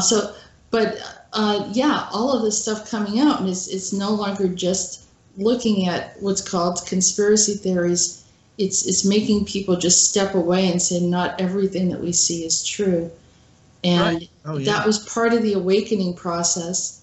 And we can, take what works for us and move forward with it, and that which we don't fully understand at the time, sometimes it takes a little while, and then it becomes more credible. You start seeing more information to support certain things that were revealed, and then some of it is still cloudy, and we're not really sure, like the 9/11 incident. Well, we're kind of all over the board today and talking about different things, but I think that ultimately welcome to my roller coaster. I mean, you can sit here and just it's not just speculating, but having a discussion about some of the stuff that comes up. But it all makes sense. That's what's crazy. It does. I think just talking about it is fully liberating, and that's why that a lot of people will go out and have guests on that are well known, and that have because they want to bring in the numbers, or they just feel that people will be more interested in someone that's already talked and to share again and maybe tell their same story again or whatever. And I feel that everyone has a story. Oh, everyone has value. Yeah. And you also have to have mercy for people, and these people have none. Yeah, and I feel, well, the reason why, I bring in people, and I think there's a lot of hidden gems, and those are the people in the background, and they have kind of another piece of the puzzle that we were looking for it, and so that's the reason why I brought you on, is because I think you got a gem, and you're here to share with the public, and I know that they're going to gain a lot from some of the things that you said today. Oh, I certainly hope so. Yeah, absolutely. I mean, if I couldn't do that, I'm not serving my purpose, and I would really regret that. And I hate living with regret. I wouldn't want that. Yeah, and so we all have people have their day job and they do other things, but then there's something that they want to contribute and they have some insight, and because of your life journey and your experiences, you're able to bring in some perspectives that we haven't thought about. And I think that's really great. And I'm looking at your bullet list right here. Is there anything else that you'd like to touch on that we haven't brought to the forefront? I think anything that would be left really kind of interesting would be maybe the thought speed over light speed. I'm sure people would be intrigued by an idea like that. They're like, what's thought speed? it's kind of what goes back to some of the videos that you guys have done, and some of the scenarios and memories that were shared. And I said, you know what, that actually is smart. Thought speed is way faster than light speed. And if you develop a transportation system or a mode of movement that can move at the speed of thought, man, you're moving. Good grief. That would be fast. And I can understand what some of the other folks, I don't know if you were necessarily in some of those videos, although there's some of the people that you are with, and they talk about neuronics, like controls. I think Ilyana is one of them. I think she was talking about stuff like that, or the one person that was a pilot. But I think it was based off of thought control in Crystal. Yeah. Well, the vehicles, the space vehicles, of advanced, maybe advanced corporations have it, but also other species have it, where the vehicles actually has your DNA. It's so, it's extremely synchronous. And so if you want it to move, you do it all through thought. Yeah. And I've seen those vehicles before. That's impressive. Yeah. Although I'm not sure what would happen if a platypus was controlling one of those vehicles. It would probably do platypus things in space, whatever that means. So you have to see what the behaviors and attributes are, and then you got some kind of, and then it comes back on the planet, and it's super weird, and we're like, well, that's an alien. What's an alien? An alien is the same thing as whether it's here or it's there, and it becomes a little more exotic. Count on me for the weird sense of humor. Oh boy. That's why I'm sure the emerthers are there.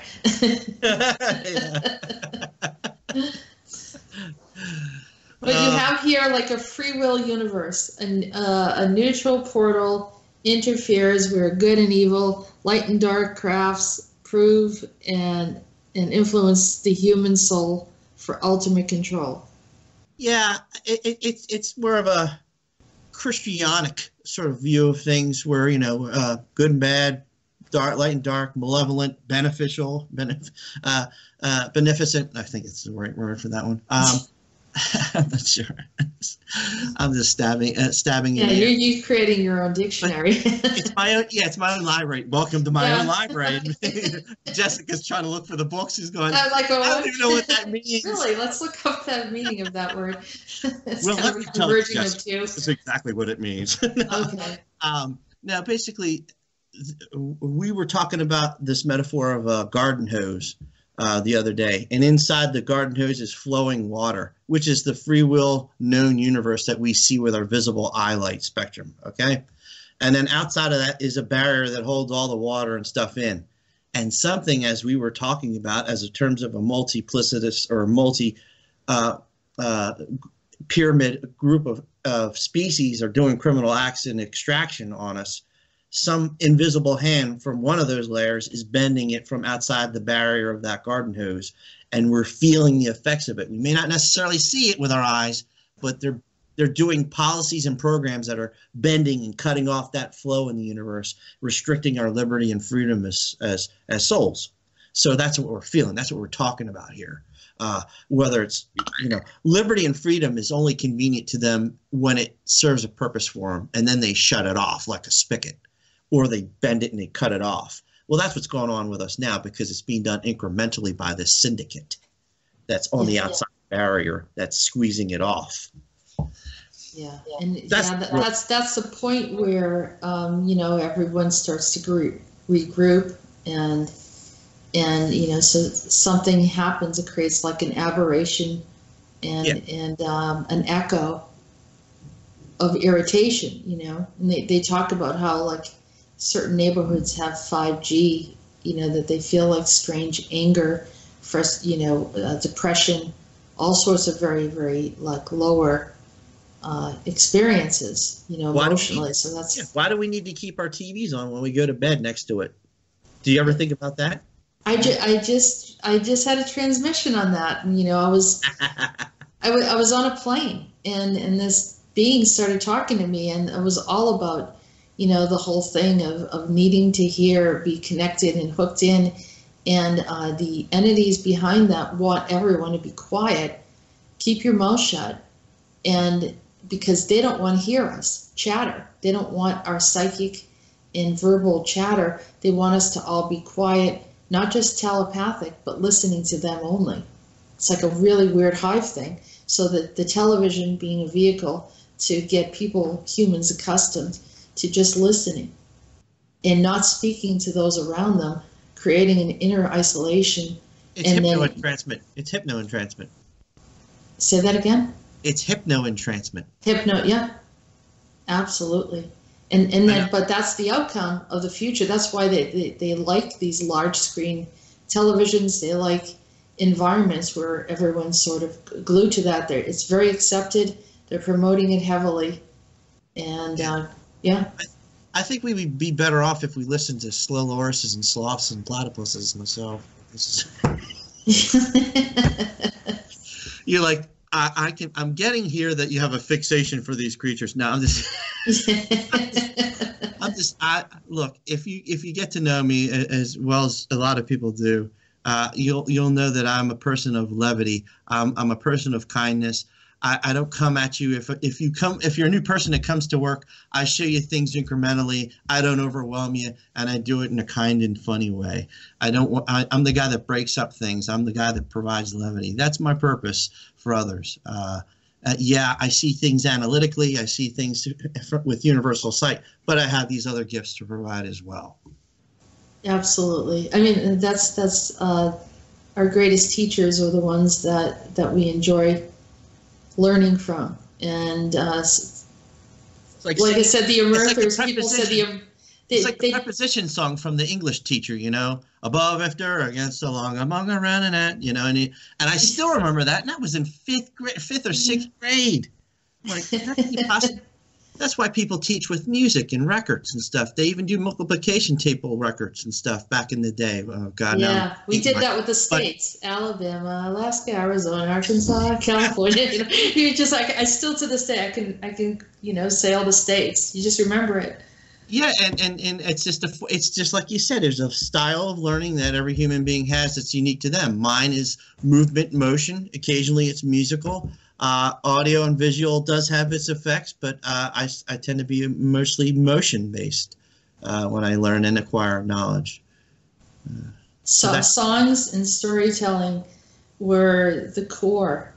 Choose your own adventure books. Of the human, those. Yeah, that was the core of human expression and history and exchange of the respective of those that are older and exchange to the younger and carrying on, the history and the lineage and all that stuff, which is beautiful. It's wonderful. Absolutely. And indigenous still do that. And, people have accused me of being, she's just a storyteller. She's not really contributing. They say that I'm not psychic and I don't have any information, but I'm just a storyteller. And I said, being just a storyteller is okay with me because I think there's never no coincidences in the universe, my friend. And yeah.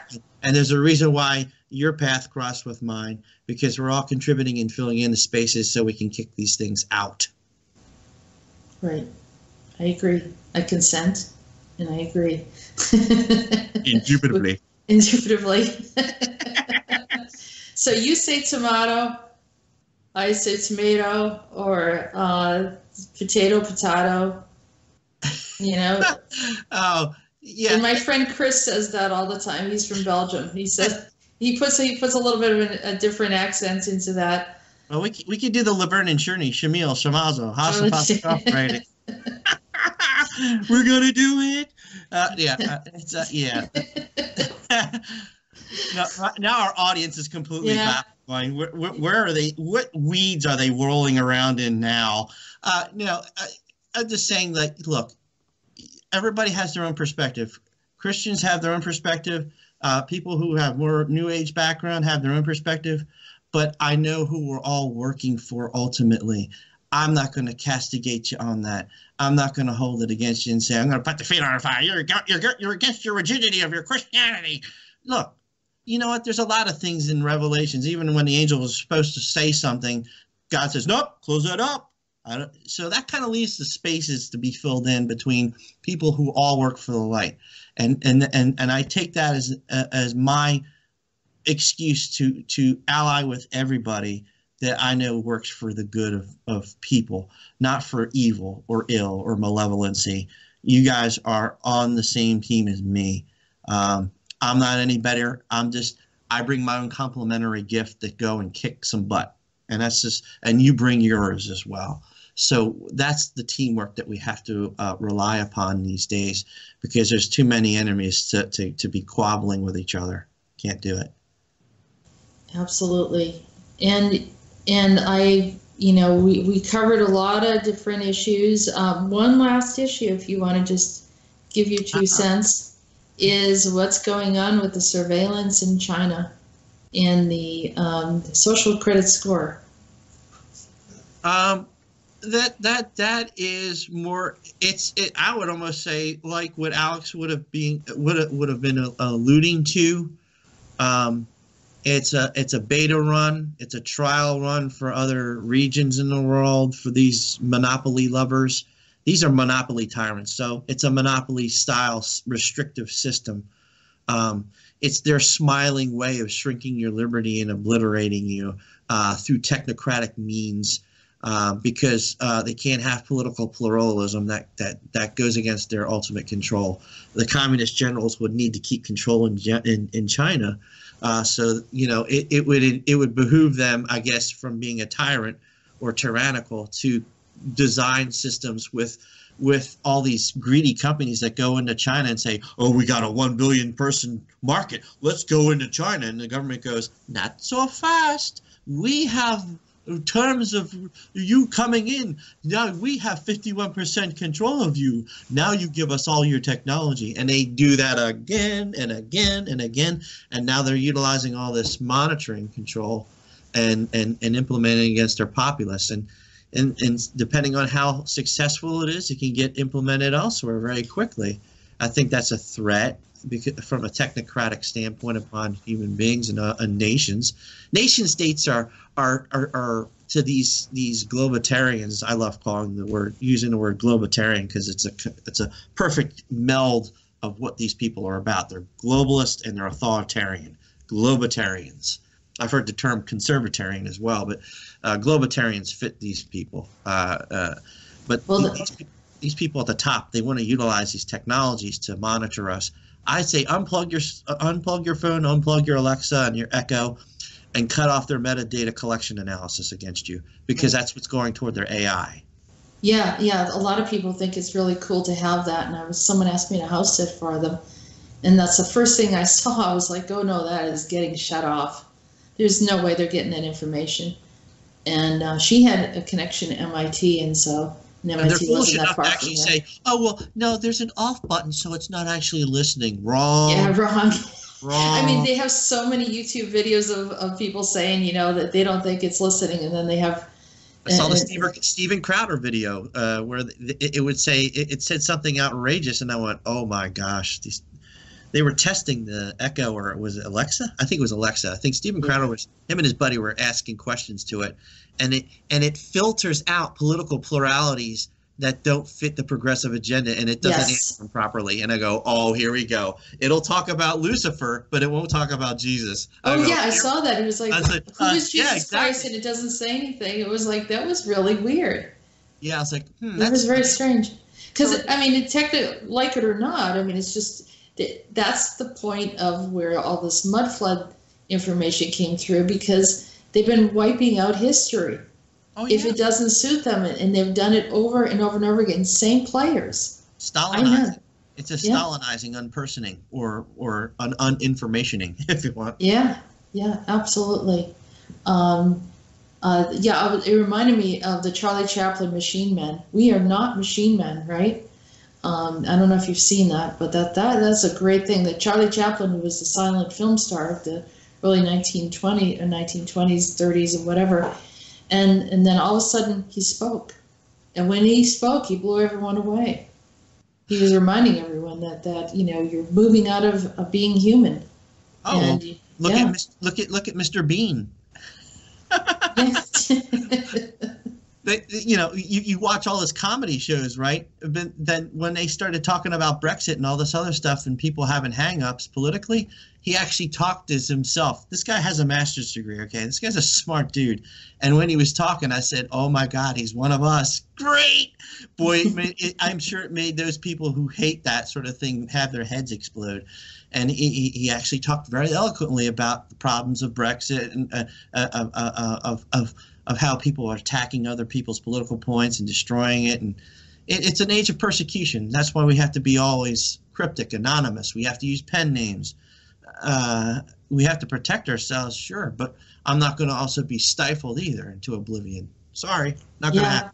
Yeah, it is. And if you say too much, you have things wiped out. And I know that James Rink has had information taken off because they do monitor, and there are, some kind of criteria that they're imposing, and you don't even know until it's too late.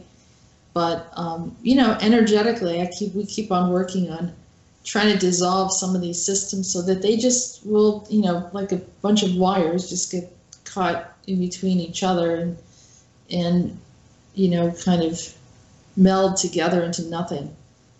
So canceling themselves out or becoming the great metal Ouroboros. Yeah. They could create their own little ring of non-reality, and we can continue to go on without them. So coming down to the bottom of the show, I want to promote your book. Sure.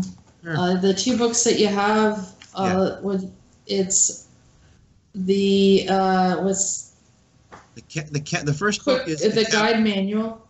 Yeah, it's like a guide manual. It's a quick read. The first one is the counter-globalist Patriot. It's basically just talking about. I cited different pieces of information about this secret group or globalitarian group that's been in control for a long time.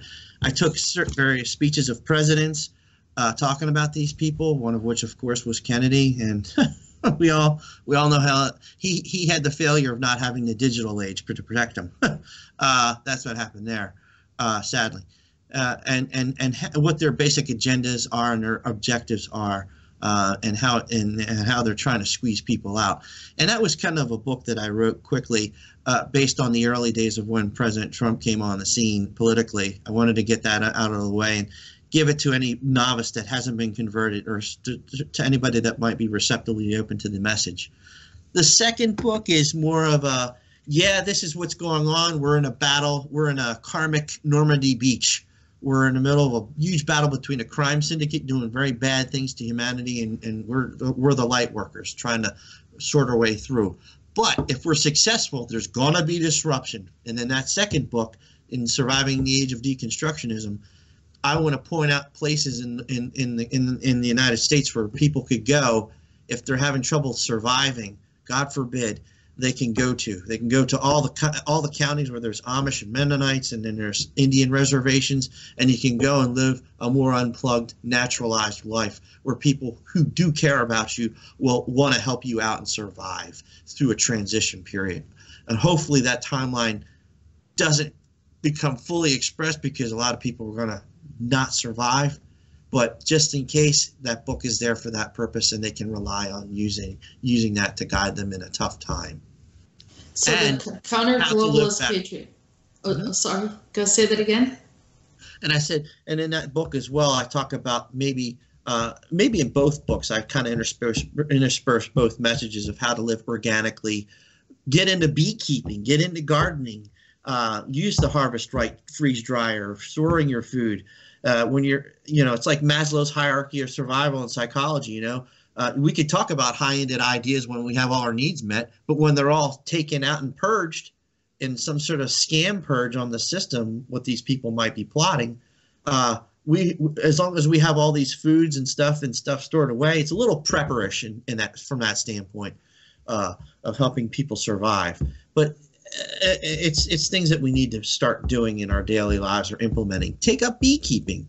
I love beekeeping. I think it's fascinating. Yeah. I go and get 5-pound jars of bees every week, bees honey from the local apiary. They sell all across the East Coast, but I go to the store right on site, right where they make it. And you said something very interesting that you know, if there was ever an emergency, there's something about honey that, you know, the honey is not going to go bad. Right, that's correct. And it's also, it provides certain levels of nutrients. Yes, it basically, if you still have an ability to go hunting and trapping and stuff, and you're away from the shop rights and we're all cut off electronically, and you got to go out and hunt deer or whatever else, bear, whatever, mongoose, whatever. But you get the idea. You get a little hillbilly there, right? A little hillbilly. That's right. That's true. That's terrible. I should be spanked for that. That's terrible. Anyway, yeah. Essentially, my point is bees and honey it's great because there's multiple uses for bees and honey and wax from it. You can use it for lip balm. You can use it for burns on your skin.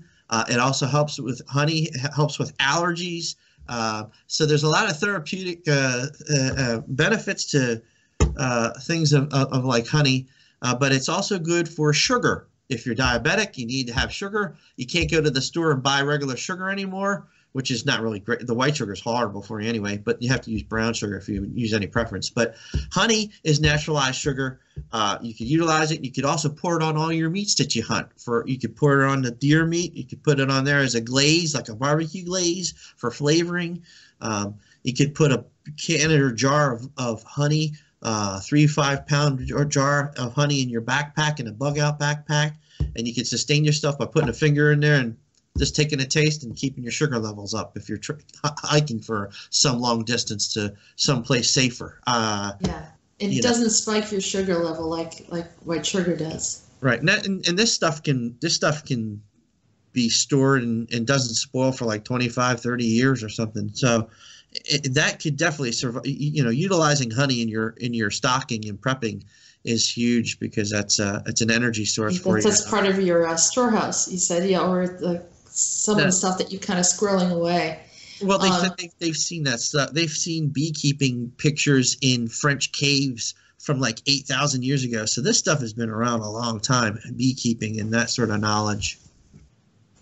So, do you know anything about stevia? Because even though it's a plant, someone said that I don't know. I was reading a little bit that it has something toxic to it. Because I thought it was all natural, and I'm like, I've used stevia, you know, for coffee. What was the word for it? Stevia. Stevia. No, that doesn't ring a bell off the top of my head. It's a plant, and you find them in health food stores. It's a natural sugar made of a plant. And so I was using that, and then I saw that there was a little something there related to cancer. Although the Food and Drug Administration says everything gives you cancer, especially if it's especially if it's organic. They don't like it. It's no better with the pharma. Oh, hey, try this particular brand of pill. It might give you suicidal thoughts and 20 other side effects, but it'll lower your cholesterol. I'm like, what's the point of that type of pill? Why do they push such ridiculous logic? Well, if you're worried about your cholesterol levels, take a shard of garlic in an 8-ounce glass, NutriBullet the thing, and go to sleep and drink it before you go to sleep. It'll eat the enzymes, the active enzymes in there will eat the cholesterol out of the artery lining of your heart. Guess what? They don't try to tell you that on TV because it would ruin the pharma industry. I know. And I said, well, they say that stuff, all those disclaimers, they say it so fast, and the most horrendous things can happen to you from these pills that, resolve one problem, but create, maybe 10 or 15 others? And it's just, you won't have a quality of life, but you can sleep at night. Yes. Consistent use of this product will result in having web feet and a beaver tail, and you'll turn into a platypus that lays eggs. Right. Well, if that's what you're shooting for, fantastic. Knock yourself out. But like I said, clearly there's so many negative effects, and the FDA pushes this stuff through and approves it. What's going on here? They're not in our camp. No, it's about profit, Jessica. It's now about profit. It's profit, yes, it is. But clearly, like I said, I really think that just like the GMOs, they're actually putting certain types of metals and other things into us that are programmable. and affecting our brain and the future genetics. Yeah. Oh, that's a Trojan horse. Wow. That's Yeah. it's kind of like giving a person a smart house. You know, it's like, oh, great, that's fantastic. I have a smart home. I can have the computer run everything for me. All I have to do is speak or clap. And I'll say, you know what? If you wanted to give somebody a cyanide pill, you wouldn't give it to them with just a cyanide pill. You'd put a lot of tasty strawberry ice cream around it, and then when you swallow it, you don't realize what you just swallowed, and you just swallow getting controlled. Yeah. I mean, that's an exotic. It's an exotic example, but you get the idea. You won't. They're not going to let you taste the poison right away. They're going to disguise it. Yeah, yeah, and these are the little hidden secrets in the ways that they've been able to get away with things for so long, because it's first targeted at children. Children learn to adapt to the advertisement methodologies, and so throughout their life, then they're programmed and set up to take in these systems of whatever it is. But yeah, I think it's all interconnected. Mm-hmm. It's from a non-human origin, and trying to turn us into machine men and women, which we do not consent, we do not agree, and we were expecting the highest intention for humanity, and that's our mantra that we got from Andronicus. Yeah, you lose all the people you love. Oh, you're in a machine body. You can live forever. I'm like, that's not the point. Yeah, it's a horrible situation. That's imprisonment. That's not actually. It is imprisonment. Absolutely. Yeah. I have a story that I got long ago. Your body dies and it gives out. Yeah. It happens. It happens. I had a story along, I don't know, around 2011. I got all this channeled upload information. It's very small. This is when I first started doing a lot of this, short stories, but it was inspired by Edgar Allan Poe. It was kind of interesting. I had an old connection, historical connection with Edgar Allan Poe. And one of the stories was robots from the future, and it was all of these elite people that were using all of like the cyborg technology and enhancements and started changing themselves into robots, and they knew that the earth was going to get destroyed. Now, I got all this stuff before I even did any of the research, and they were talking about how this elite group then goes underground, goes into the bunkers, the whole upper, on the land, everything's kind of decimated, and nothing can grow because there was a warfare and all sorts of things that happen in nuclear events and apocalyptic events and whatever. And so they're like, hey, yeah, we survived, and they think they're all like, superior. And then they start realizing that time goes by and they're not feeling anything, they're not experiencing anything. They realize what a horrible mistake they made, and then they go back in time and correct what they did. And I don't know, this story came, and it was just something to think about. There is a possibility for some of these beings that took the wrong turn and were extremely narcissistic and elitist, and thought that it would be interesting to have the whole world to themselves and the population decreased, and to live in a subhuman standard as a robot underground, and then finding out that there's no glory in it. And no one can say that you won if there's no one else there to acknowledge it. It's a fake news ascension. It's really a fake news ascension, because what it comes down to is you can't escape your human condition. I'm sorry if you have a whole bunch of money that you can do a whole bunch of exotic things to think you can get away with something. You can't escape yourself. No matter how far away you run, you can't run away from yourself. You have to deal with your flaws. You have to deal with your strengths. And that's how you evolve. That's how you evolve your spirit and your soul.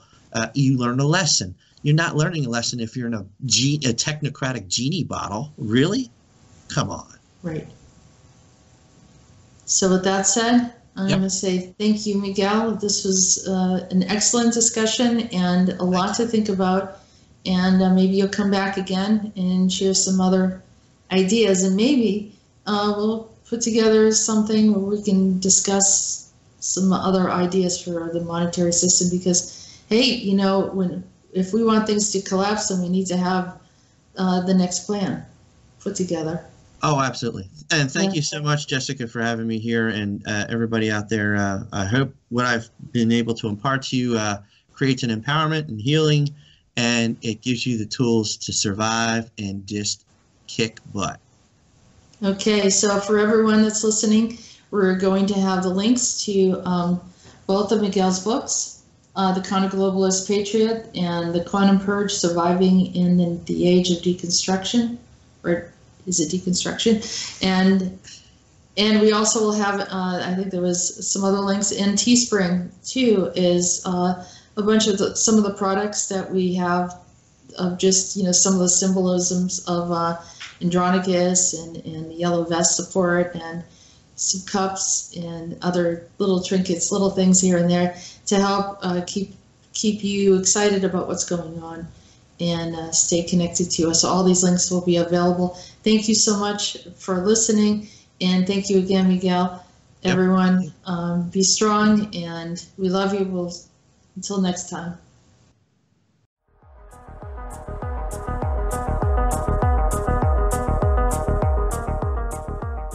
You have been listening to Androna Talks Radio. Join us on YouTube channel Jessica Ariel Morocco, and visit her website at www.readingsbyariel.com.